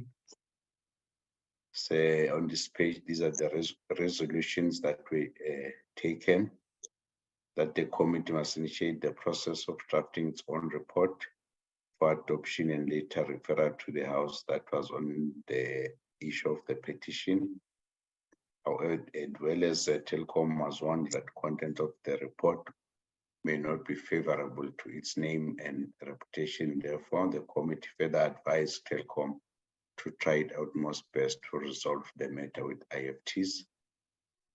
And then it was also a resolution adopted since the 5th administration for the Department of Small Business for fast-tracking the creation of Ombudsman or Ombuds Office. So these were recommendations that were coming out of the petition. And then with respect to the committee bill, it was resolved that the bill should be crafted and the Secretariat should start with the necessary documentation of developing a committee bill. Then on the 7th item, the minutes of 31 August were considered and were adopted after consideration being proposed and seconded, proposed by Mr. April and seconded by Mr. Mieni. And these were the chairperson's remarks. And the meeting agenda at 13:15, which was under the acting chairperson, Mr. Vice Jacobs. So these are the minutes of 7 September 2022, Chair. I should think Mr. Jacobs has come back, since he's the one who was there. He can proceed by confirming that is a true reflection of the meeting. You are right. Can I we do have a confirm, Chair, and support it and Thank move you, for it. thank you, thank you, thank you, honorable member. Thank you. This was the only minutes, King.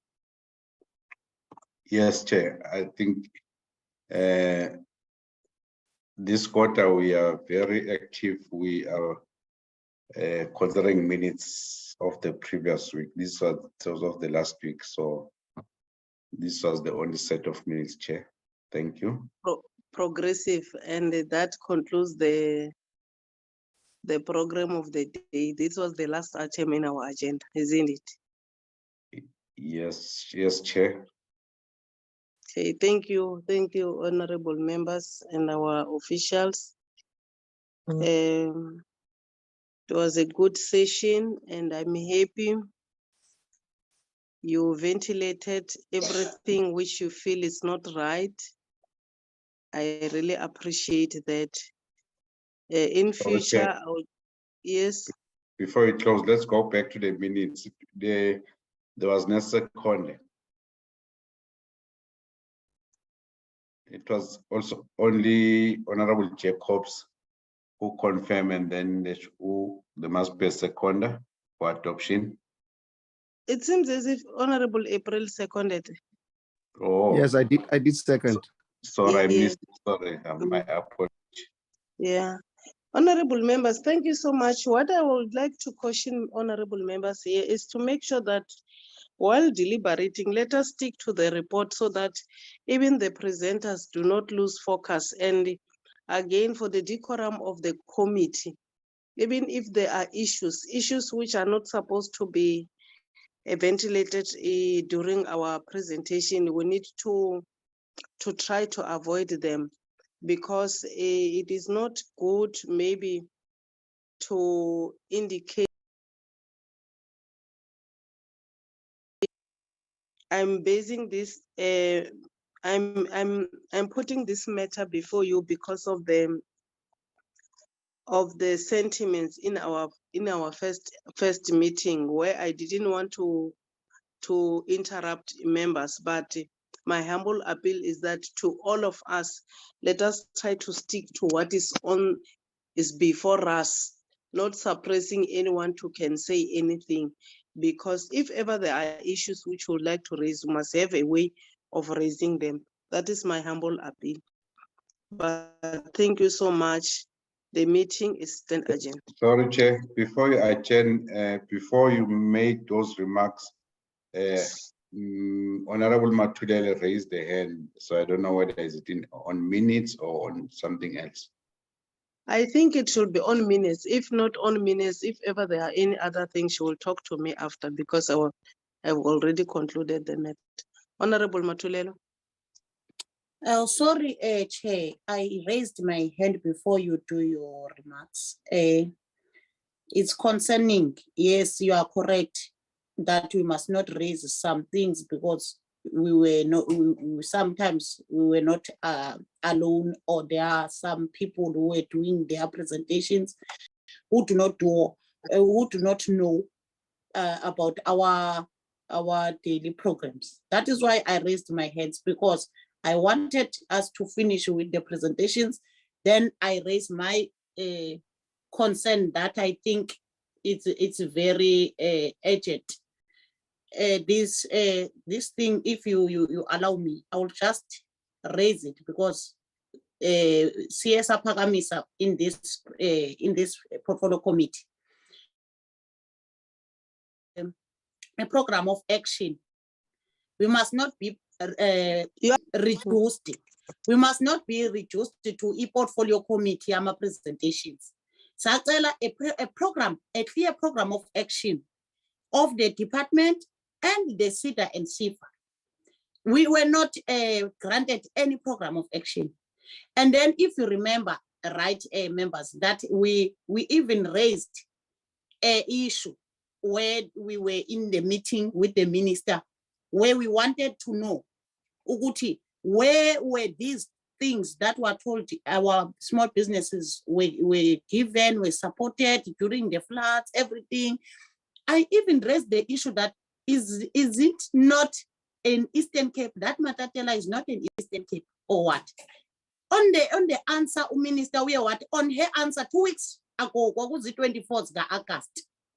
She said, when we were asking about exclusion of Matatiel SMMEs, I quote, the Matatiel executive mayor did not know that the small emerging farmers are small businesses. That was the answer of the minister. Boom, Monday, the minister will be in Matatiel after 28 years. This government neglected Matatiel Township in the Eastern Cape. And this Matatiela was treated and its people as a stepchildren of this country. We were voted for by people. It can't be that as this department members, we don't know the program of action of this department. More especially, I've been raising the issue of Matatiel being neglected. But the minister is going to Matatiel. We just catch it in social media. Chair, this is not correct.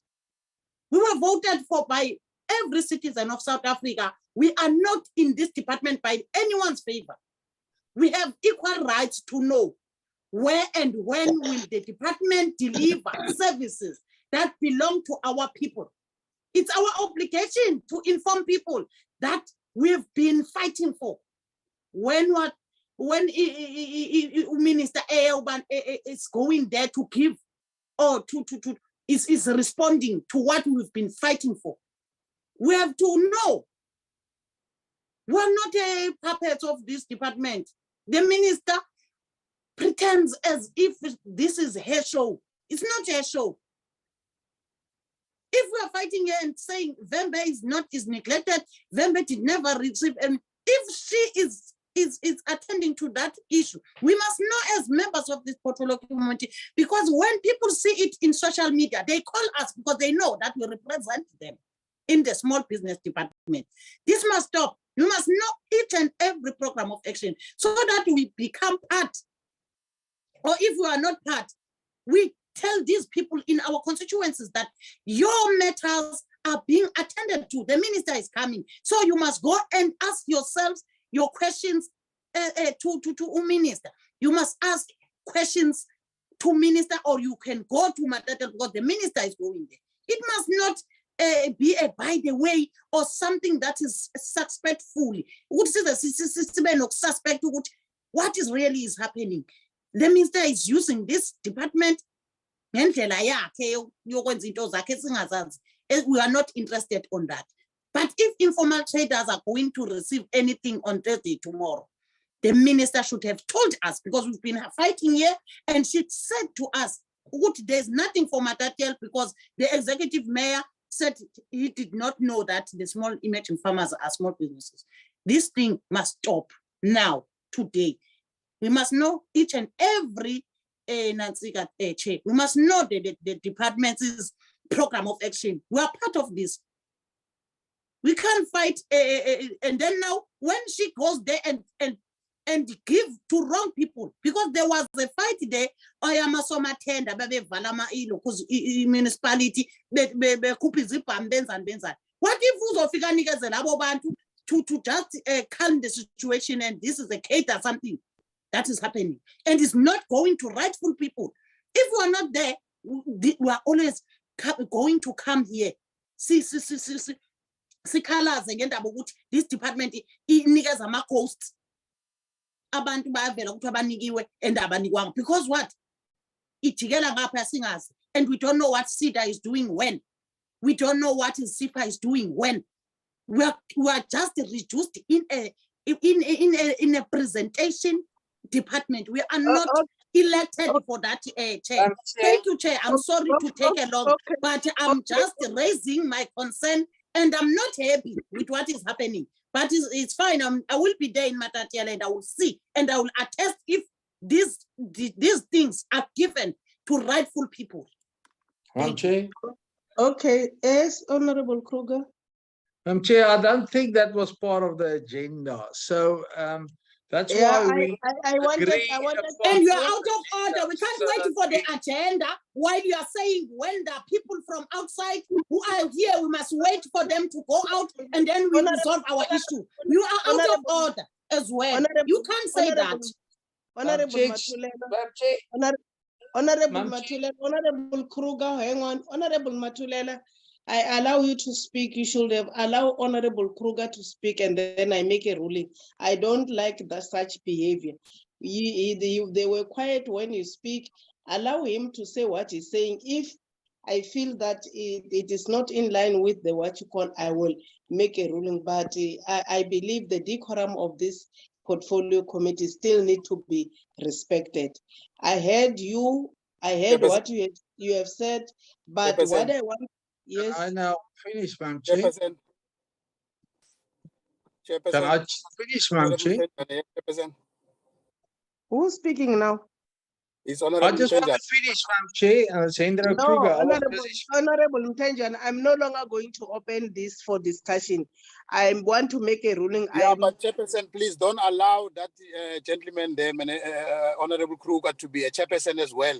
That we don't know. Please. You are the chairperson here. You are a capable chairperson here. You can give the ruling yourself without any assistance from anyone. Thank you. Honorable Kruger. I don't get to finish my point. No, Honorable Kruger, I won't open this for discussion. Otherwise, I will be out of order myself as the chair. In fact, I should not have allowed Honorable Matulela to speak in the first. I'm making is this that all of us who have been voted. If there are any issue which an honorable member needs to get from the department, honorable members are allowed to can write to the department and request such.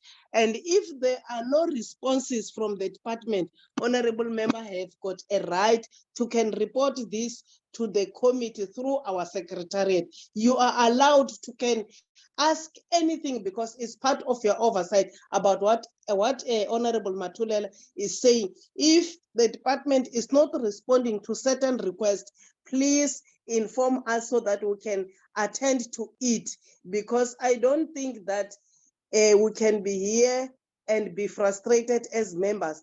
We are asking questions from the department is part of our oversight. So the only procedure which one must do is to make sure that you direct your issues direct to the office of the minister in the department. And if there is no response, you inform the portfolio committee through secretariat, will attend to it. So I don't think that that should be an issue. I heard you, Honorable Matulela, And that is the ruling I'm trying to do. And we must continue doing that because our interaction with the department is critical for guidance and advice. We must check them, we must question them. You are right, but let us do it according to the rules of the house. That's what I wanted to indicate. So, Honorable Kroger, I'm not going to open any discussion on this matter. I've made a ruling. What I was trying to say was to say that if ever there are issues, let's handle them in terms of the rules of the house. That's why that was my point. So thank you so much. The meeting stand adjourned. Thank you, Chair.